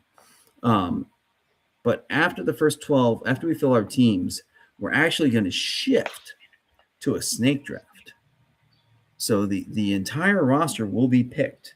But after the first 12 are picked via auction draft, it goes to a snake draft. And it's going to be a random order. And then we're going to figure out our 2 reserve players. So every team's going to get 2 reserve players. We're going to know that before the season starts. And that's how it works. I just wanted to throw that out there. The rules of the game, if you will, at least as the owner of the Colorado Wolverines understands it. Right on. All right. Put the board back on, CJ. All right. So last few. Let's get the board back on. Okay, there we go. All right. Home stretch. Take us home, Abe. Yeah, all right, so last few, I guess we can go through these real quick. So Giovanni Ortiz, season 3 qualifier winner from Decatur, if I'm not mistaken. Data I found, Indeed, he 5 actually finish. beat David Evers in that. He actually beat who? David Quadzilla Evers, the season 3 champion. Ah, well, okay. So he's got that. He's got that on his mantle to bring into season 9. No fast finishes from what I can find. 71% sub rate. Most likely, this says signature submission because I couldn't really find how he finishes matches. But since from what I've seen, the PGF most finishes are at breaks. It's most like we can infer that he's probably going to break someone in some way. He's got that dog in him, but he's not that big of a finisher. I think he will display some awesome matches against people like JJ Bowers, for example. So I'm just excited to see how he does. He puts the pace, a lot of outside passing, a lot of throws from the body lock and underhooks. So I think it should be exciting to watch. Giovanni Ortiz from One Nation Jiu Jitsu out near Nashville. Obviously, PGF season 3 vet. Made it to the playoffs. Just a great guy. Been an instructor at One Nation for a long time. Quality individual. I remember recently at one of the ADCCs, he got silver to Cam. I don't remember if it was like finish or points. But I am excited to see where he's at now. I mean, PGF season 3 to now, that's years. And he's been at a high level for a long time. He's been around good people. I want to see what he's got. But, let's go to number 18. Jared Fakete, fellow Devil Dog Crayon Eater. Division 3 collegiate wrestler. I believe he does have some PGF. Looks like he uses that wrestling ability more, that he gets finishes later in the match. But from what I can find, he might be throwing up a couple kills on the board. I know we keep coming back to the Cam Hurd season 5 analogy, but man, he's just like that, He's got amazing snaps. He's got a lot of good hand fighting, feinting, but I don't know what he's going to look like against really high level leg lockers. It's up in the air. So strangely enough, at the Pasadena qualifier he just did, well, actually, to your point, Peter, it was actually the Phenom's coach, Chris Olivo, that put him out of the Las Vegas qualifier for season 7, the 205, the big boys. Actually, I was there at the Las Vegas qualifier because it's a drive. So we saw each other, and I saw his boonie cover. He loves wearing that desert boonie cover hat. And I'm like, oh, okay, you're on, Marine. It's funny because we actually figured out that we actually trained together at the Cherry Point Grappling Club at Marine Corps Air Station Cherry Point in North Carolina. Back when we were back in the supply shop. Oh, what are you? Fidget spinner. Go back. Stop it. Get a fidget spinner. Holy Christ. Come on, Abe. I'm going to buy you one. I'm going to send you like all kinds of different things. If you can get a PGF one, that'd be cool. You know what? That might sell really well. Because facts and reasons. The jiu-jitsu community as well, right? I'm sure everyone can use a fidget spinner. Some say it's an epidemic. It's a superpower. Man, I even keyed him up for that one. He already had the soundbite. He played it earlier, and he's just asleep at the wheel. I think he's taking your advice from earlier, Abe. I'm not going to say what it was. Anyways, Jared Fakete, he was a heartbeat away from making, I think he was representing the all-armed forces wrestling team, wrestled at Wheaton College. Just a beast. I mean, we trained a little bit at Cherry Point, but that's back when he actually had to abide by the Marine Corps weight standards, etc. And he's, dude. I mean, obviously, not only does he have a whole mane of hair and a big old beard, but Jesus, he's gotten strong and huge, and that's a whole lot of man. And just seeing his matches at the Pasadena qualifier, good grief! And even at the 205 qualifier in Las Vegas. So at the 205 qualifier in Las Vegas, he actually got leg locked by Olivo. I mean, the Phillies coach. I mean, that's a Master World's brown belt champion. and one of the best leg lockers we've seen in the PGF. Okay, I mean, that's not a knock on anyone. I mean, he's finished some people with that. One of the best ankle lockers we've seen in the PGF, like undoubtedly. But I will say this season is stacked with Jeff Thompson, Elijah Carlton. There's some more in there. Tao Chambers. We got some good long-limbed guys. A couple of the qualifier winners. Some more long-limbed leg locker guys. Yeah. I'm just putting that out there. It's in the mix. No, I got you, Peter. So the strange thing, I think what saved him from the leg locks at Pasadena qualifier was he was doing a little bit of that wrestling old thing where he's just leading with his head so damn much. And so he got caught in triangles. And he's a freaking beast. And so he just like powered out of most of them. But there's only so many times he can power out of them. He can do a lot because he is definitely a beast. I'm excited for the ferocity he brings. To a team, amazing locker room guy for sure. He's got all of that lived experience doing, in the room wrestling team, traveling together, helping coach, that kind of stuff. I think that's where he shines on value for sure. Yeah, 100%. I think he's a value add as far as like the team aspect, mentality. I mean, I think he's going to be good for whatever team he's a part of. And again, as a fellow Marine and former training partner, I wish him nothing but the best. I hope he gets in there and gets some real shine.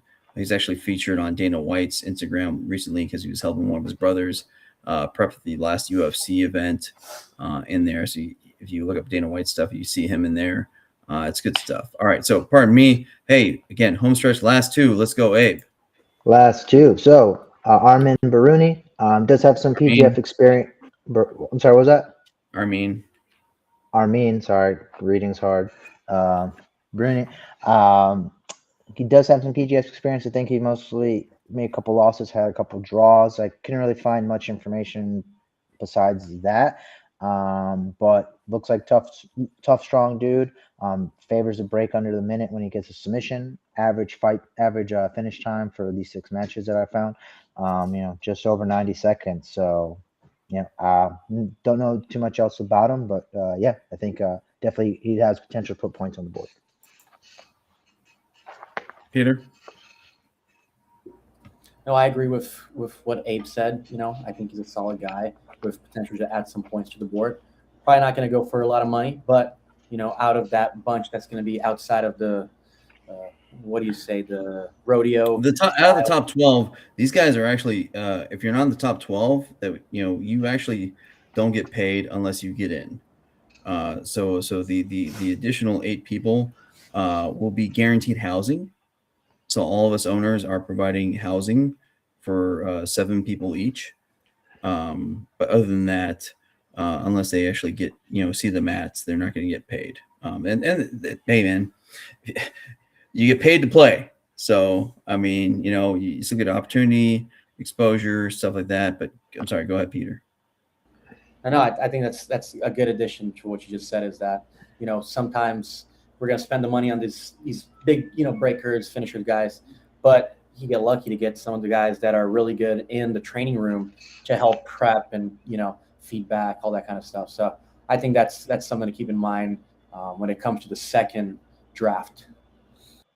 So at the PGF season 8, season 8. A lot of seasons now. We're getting out there. It's kind of crazy. The season 8 qualifier at Las Vegas, we actually had a Equinox Coach Heath, Weird Al, for all the rest of you guys that don't know Heath by his name. Had a promotion, and he had a mini PGF little season with Coach Drysdale, and I forget the opposing coach, but Armin was one of the top picks. And he had a really good showing at that. So if you look up, if you go to Enigma, I think it's Enigma BJJ.tv, but Christos Papadopoulos has that Enigma. It's a great app. It's $5. It's like $5 or $6 a month, and it is phenomenal for researching people. And a lot of these guys actually on this draft are there. I shouldn't be telling the other owners this, but it's great. I mean, if you're Christos I has don't know Christos personally, but he's been doing an amazing job. Just we're getting more people towards his website to sign up. I think that's a good. Yeah, I mean that website's phenomenal. He has a lot of different promotions, and one of the things I love about his website, it is insanely searchable. If I put in somebody's name, I get all their matches. And again, I'm giving away secrets here, but if you want to look up Darsteady, Jake Strauss has a ton of matches in there. And none of these guys do, which is really great. But Armin, he's a serious guy. I like his attitude. And he's a Vegas local. But let's be honest, he's going to be on the Phenoms. His coach, Chris Olivo, I mean, he was a Drysdale guy, but now he trains Potential Jiu-Jitsu with Chris Olivo. I mean, if one of us gets Armin instead of Chris, it's probably just to mess with Chris and the Phenoms. And I'm not saying I'm above that, because I'm not. I will definitely screw with people. But, let's not do that. All right, so bringing up the rear, a qualifier win. All the other qualifier winners are like top of the top of the top of the top. And you saw this gentleman, and you saw some greatness, and yet Abe hooked up JJ Bowers. That's right, CJ. Hook him up again. Double tap. Again. That's right. All right. So actually, hold on. I'll explain. No. CJ, put Abe big screen so he can talk smack on JJ, and we can all make sure that there we go. All right, Abe. All right, I'll be the bad guy. It's fine. Yeah. Someone has to be the bad guy. So based on the data, which this is my first time doing this, so next year will be a lot better. But based on JJ Bauer's results at the qualifier, he only had one finish, which was a kill against Noah McCulley. Very impressive. But the rest of his wins were decisions. So based on how I set up this data, that's why, unfortunately, he is number 20. But I'll revert back to you guys based on all the intangible stuff that we've been talking about. Where would you rate him? Because I definitely agree after watching him, throw people around, fight hard to pass guard, especially people that are taller than him. He should definitely be higher. So where would you guys place him? Look, outside of the new guys that we're just seeing now, I actually CJ, bring us all on screen now. Where are we? There we go. There we go. This performance at the trials is not that different to his performance at the last season. He is a scrapper. He is one of the hardest guys to finish. He will not stop moving nonstop, but as Egghead calls him, he's a stopper.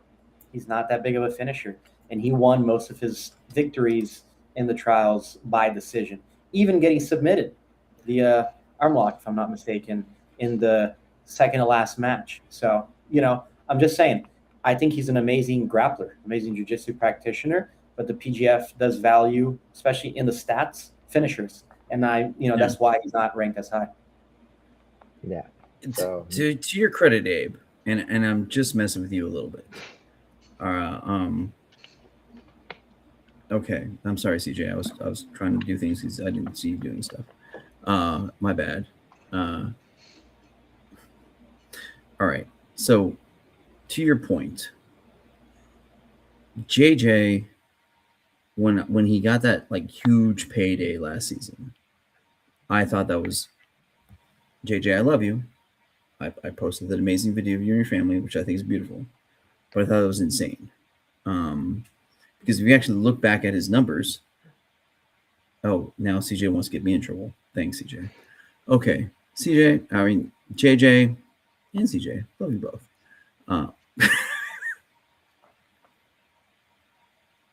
Okay, CJ. All right, so here's the skinny on JJ. If you look back before last season,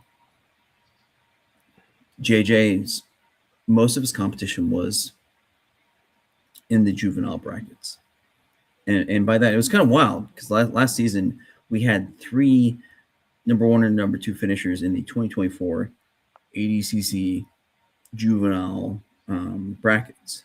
So Jet Thompson in 2024, his last chance to do it, won his 17 and under bracket. And then the weight class below him, JJ Bowers, won that juvenile bracket. Weight class below him was Hafa Fahera, pardon me. Hafa, I can't do that crap. I can't do Portuguese. I'm sorry about that. I still want to be an attorney. What? Fajeda. Okay, thanks, guys. I'm your crop McFriend. I'm sorry.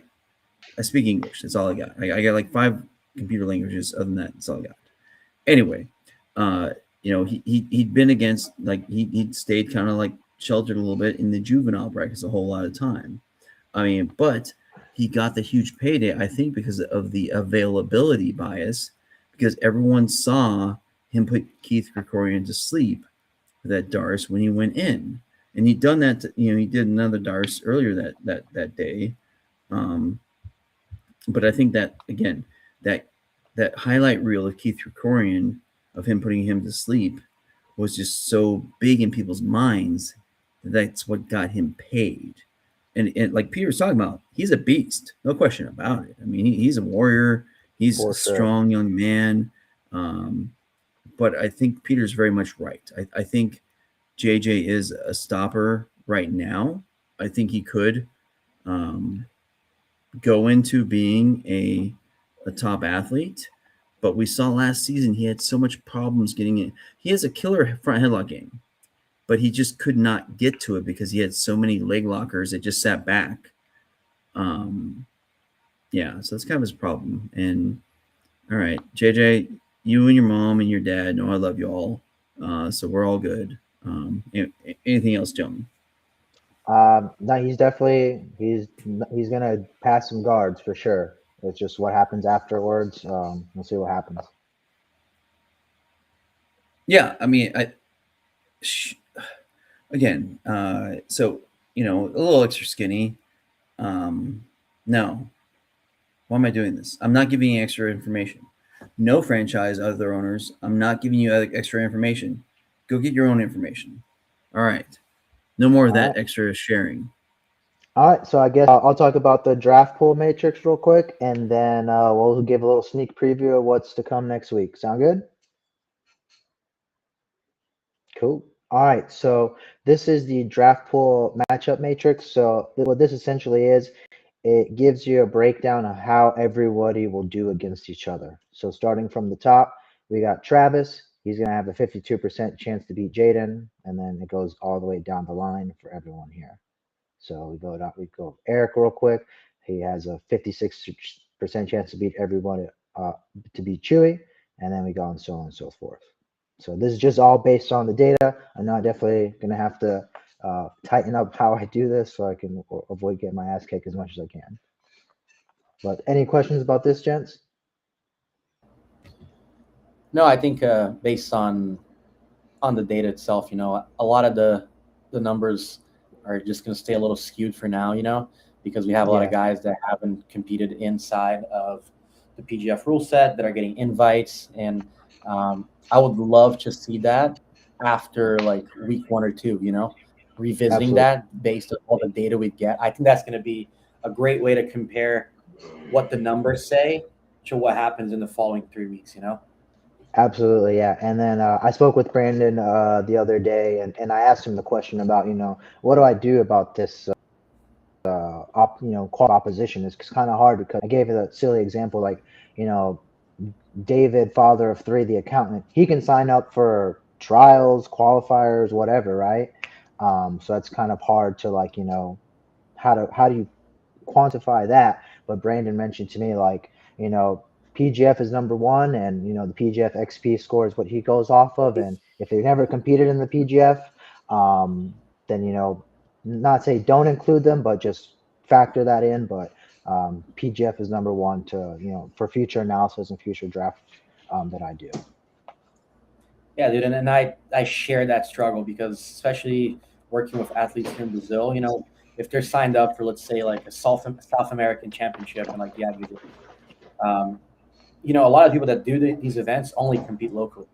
and they're like, oh, cool, there's an IBJJF or CBJJE, whatever they call it in Brazil, event here. And I try to look their stuff up, and there's not a single match anywhere else because they've never competed in an event where Flow Grappling streams, or they don't even have an Instagram or whatever, because I actually use Instagram a lot to get an idea on what people's games look like. But yeah, it's something I share the struggle with, because if you want to compare the data analysis with big sports, like football, baseball, basketball, whatever, there's so much data to collect.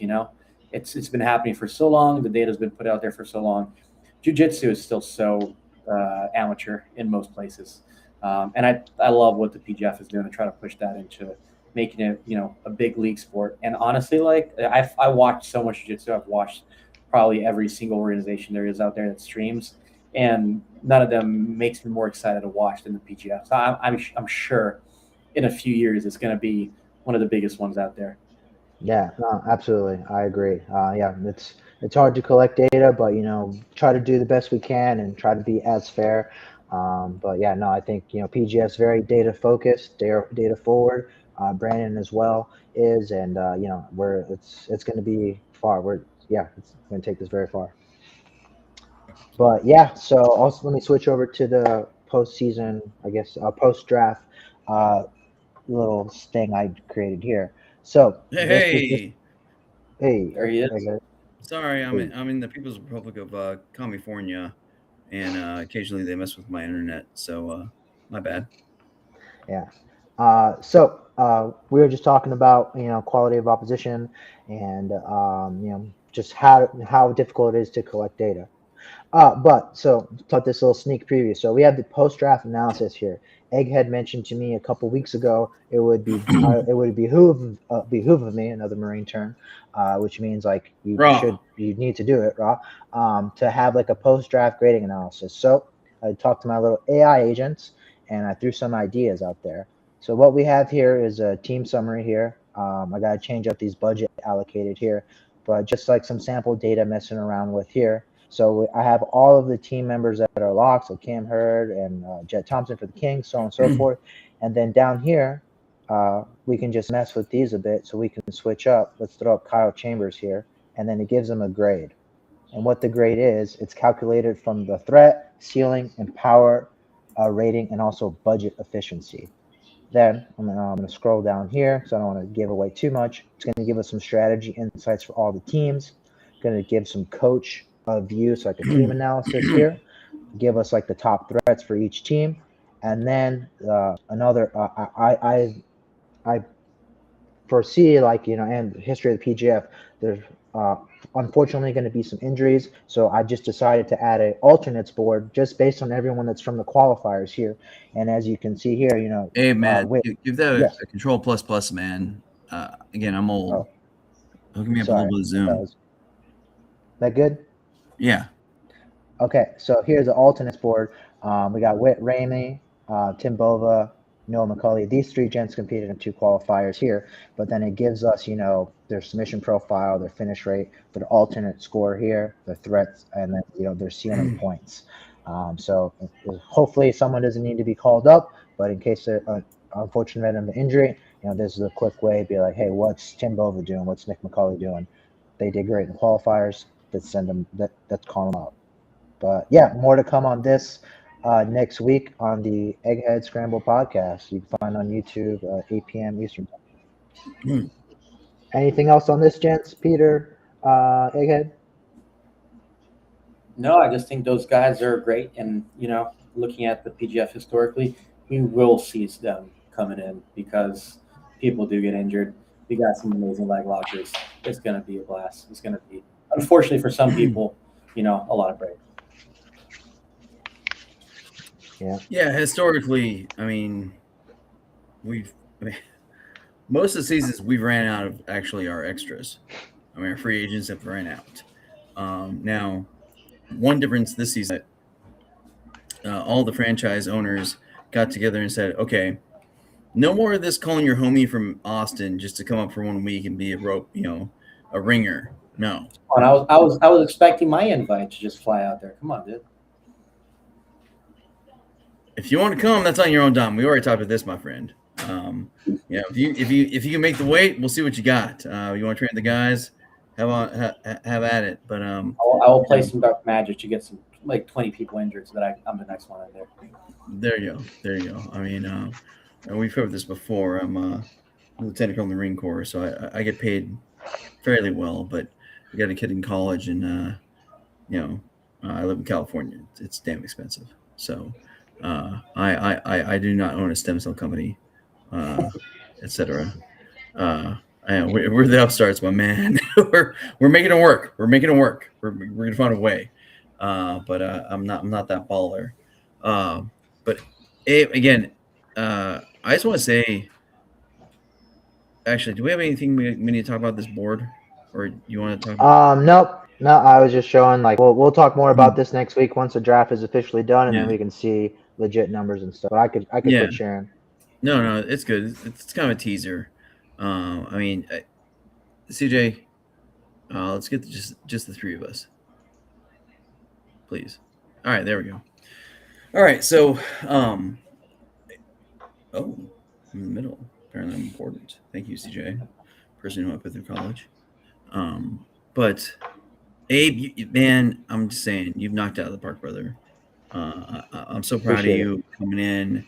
I know you still need to get your feet under your feet.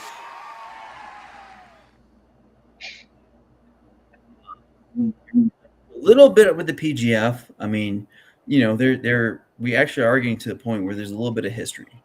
We're getting to season 9, so that's 8 seasons. And one of the reasons why I do have the recollection I do of all the seasons is before season 6 that Brandon wanted somebody to go through and get the stats for all the seasons.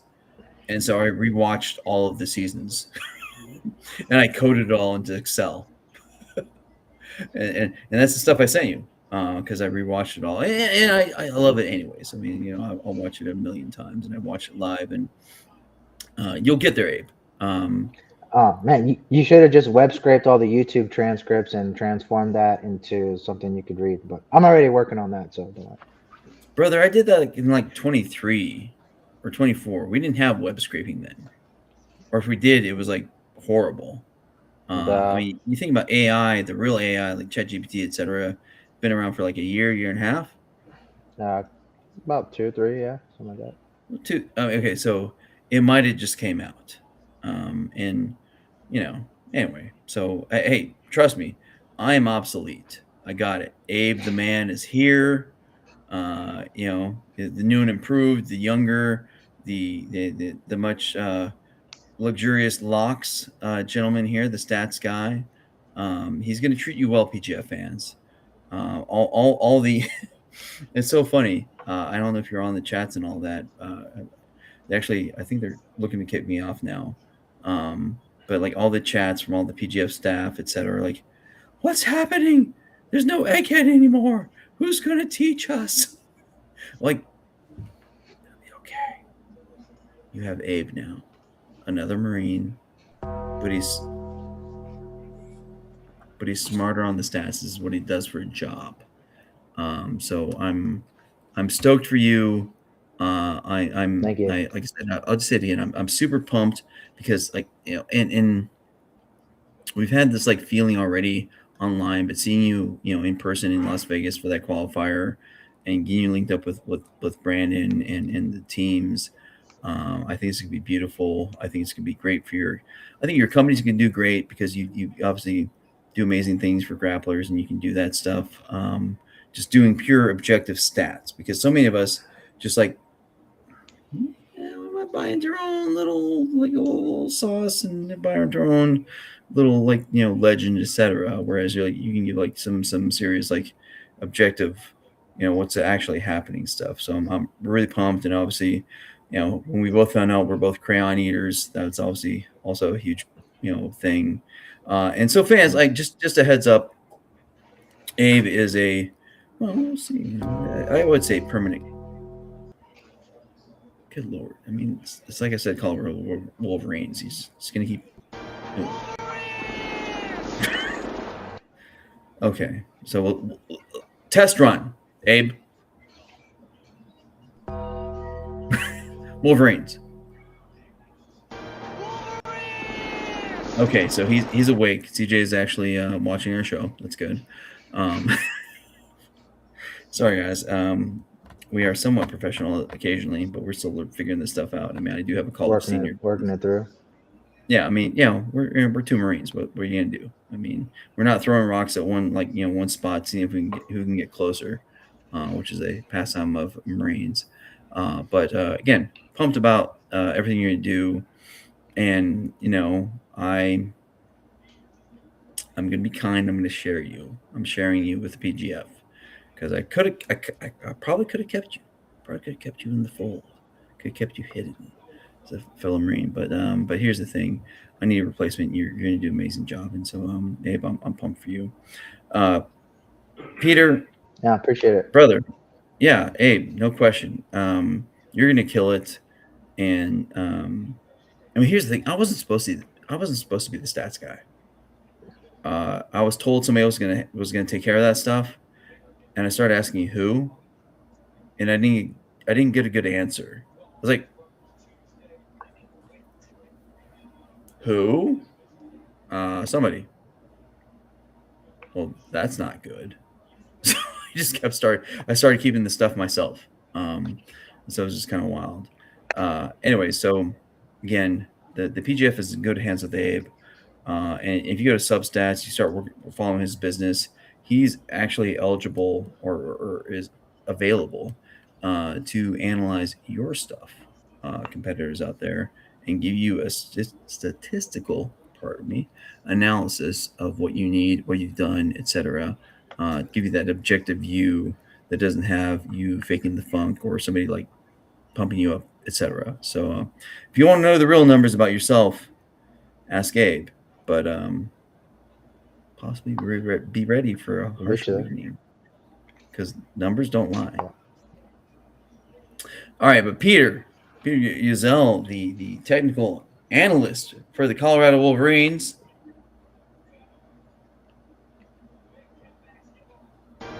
CJ. I mean, I'm gonna start throwing things at the damn window. Seriously, come on.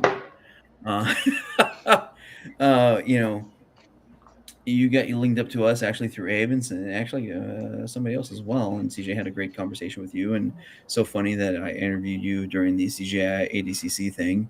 I'm excited. I've seen he's done some lengthy analysis of competitors as kind of like a draft run for us. And that's why we're bringing Peter onto the team because he does some damn good analysis.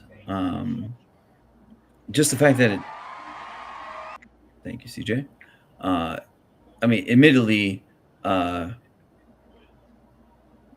fact that you and me both had the same opinions as some people does help because I do trust your analysis because we both saw the same stuff.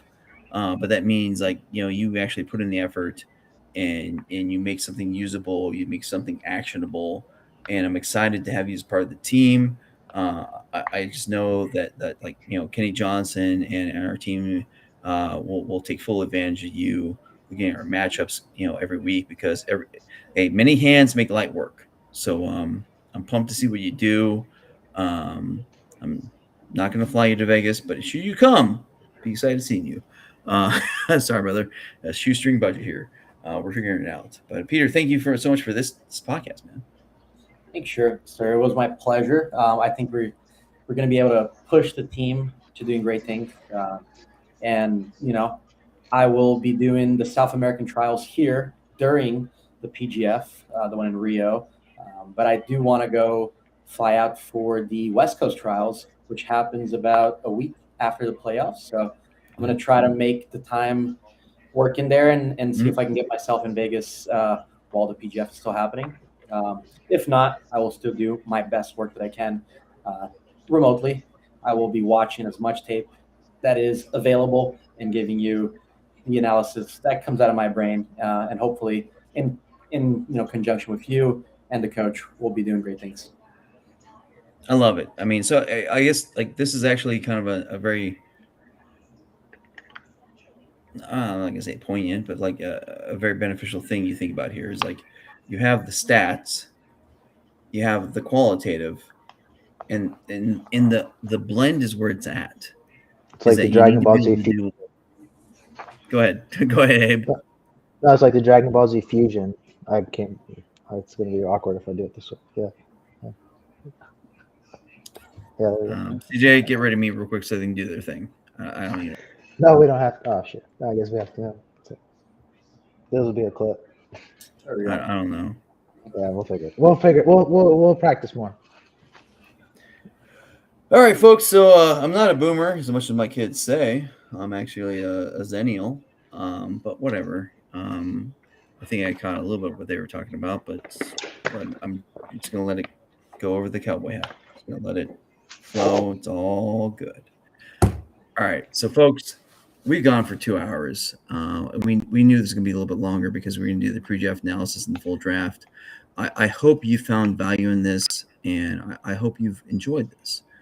We really do want to add value to you and to give you like some entertainment and to give you some insight into what the PGF is going to bring. I swear to God, the PGF is the best jiu-jitsu competition out there, made for viewers, made for fans. You're not going to be watching people's butts or people off screen or some crap like that. We're going to have a gimbal. We're going to have you're going to see the actual stuff going on. You're going to have 6-minute matches, which are high-paced. And because there's no points involved, there's no stalling. There's submission or... Egghead must have pressed a button. Yeah. I touched a button on a keyboard. I one button on a keyboard, and there we go. All right. So the point is, PGF's the best thing out there. I love it. You love it if you're here. And if you're not a lover of the PGF, go to PGF World or PGF.World's website and see how amazing it is. Peter's a big ass fan. Abe's a huge fan. I'm the number one super fan. Been there from day one. Second one. You will be a fan. So real quick, gentlemen, Abe, give us your shout outs of where people can follow you, where they can get this amazing analysis for their jiu-jitsu, etc. CJ, give Abe the screen. Hold on, Abe. CJ? There we go. Yeah, so I'm on Instagram, sub_stats. That's where you can find me. And, reach out anytime. Well, not anytime. Well, I'll get back to you, but reach out anytime. But yeah, no, sub_stats. Posting a lot of content. Going to be doing a lot more content this upcoming week and throughout the season. So yeah, stay tuned for more. It's going to be fun. All right, thanks, Abe. We'll see you back in the green room. We'll see you after we shut this down. I'm gonna go get a beer. See you in the green room. Yeah, you're a Marine. You're allowed. It's all good. So CJ, let's give Peter the floor and let him talk about himself a little bit. Yeah, if you guys want to follow me on Instagram, Pete YO .bjj. I post some technique stuff, some analysis videos, and more recently, I've been adventuring in the jiu-jitsu comedy scene. I posted a video today; it was pretty funny, so go check it out. I think we're at about 40,000 views in a day, so I think people find it funny as well.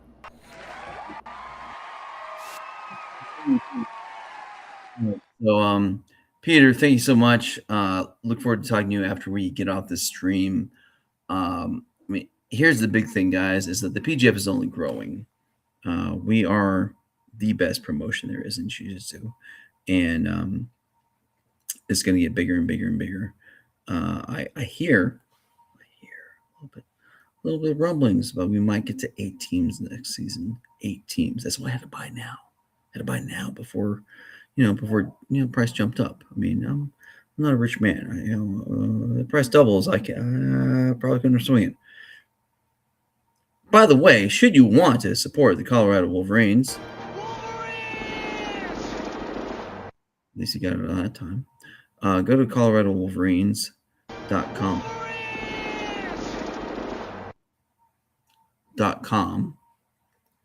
We have a Patreon where I have admittedly not been as good as I should be as far as like giving people the heads up.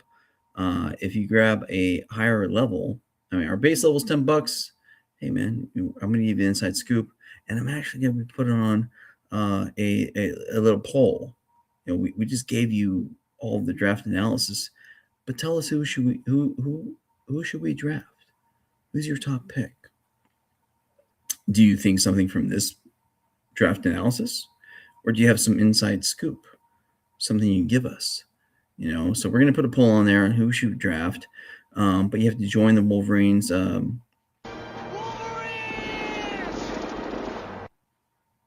Thank you. It's like Pee Wee Herman's Playhouse from the 80s. I don't think CJ knows it. I'm going to have to show it to him. But should you join us on the Patreon, first, check us out on just our website, but also hit us on the Patreon, please. I'll bring you in the fold. I'll bring you in the pack. I will give you insights into what we're doing every day. I will be better, I swear. Obviously, JB, our main man, is already there, and he can tell you he did a no, but like we did okay by JB. So he did a higher level, and we actually did a Zoom call from the qualifier with JB, because it's one of the benefits if you go up to like the I think it's the $20 a month thing. I'm going to do a Zoom call with you, like, so you and me.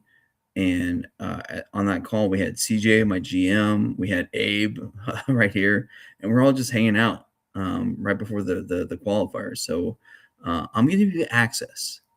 If you want to belong to the Wolverines, come on, get out of your system. No? He's going to wait for me to talk. Okay. Anyways, should you want...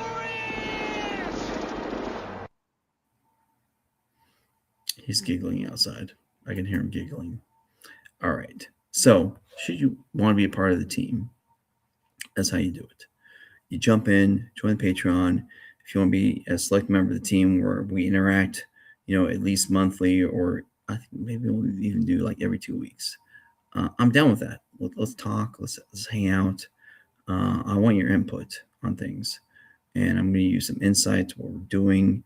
You can be part of the team, literally. So it's going to be amazing. Anyway, I have gilded the lily too much. Woo! We usually try to go like 30 or 40 minutes, and we've gone 2 hours and 7 minutes. I hope you got value out of this. We're always going to try to give you value and respect your time. And yeah, so let's just close it up. Not everyone can have a 20-pound brain, but I'm going to help you with that every chance I get. Until then, see you next week.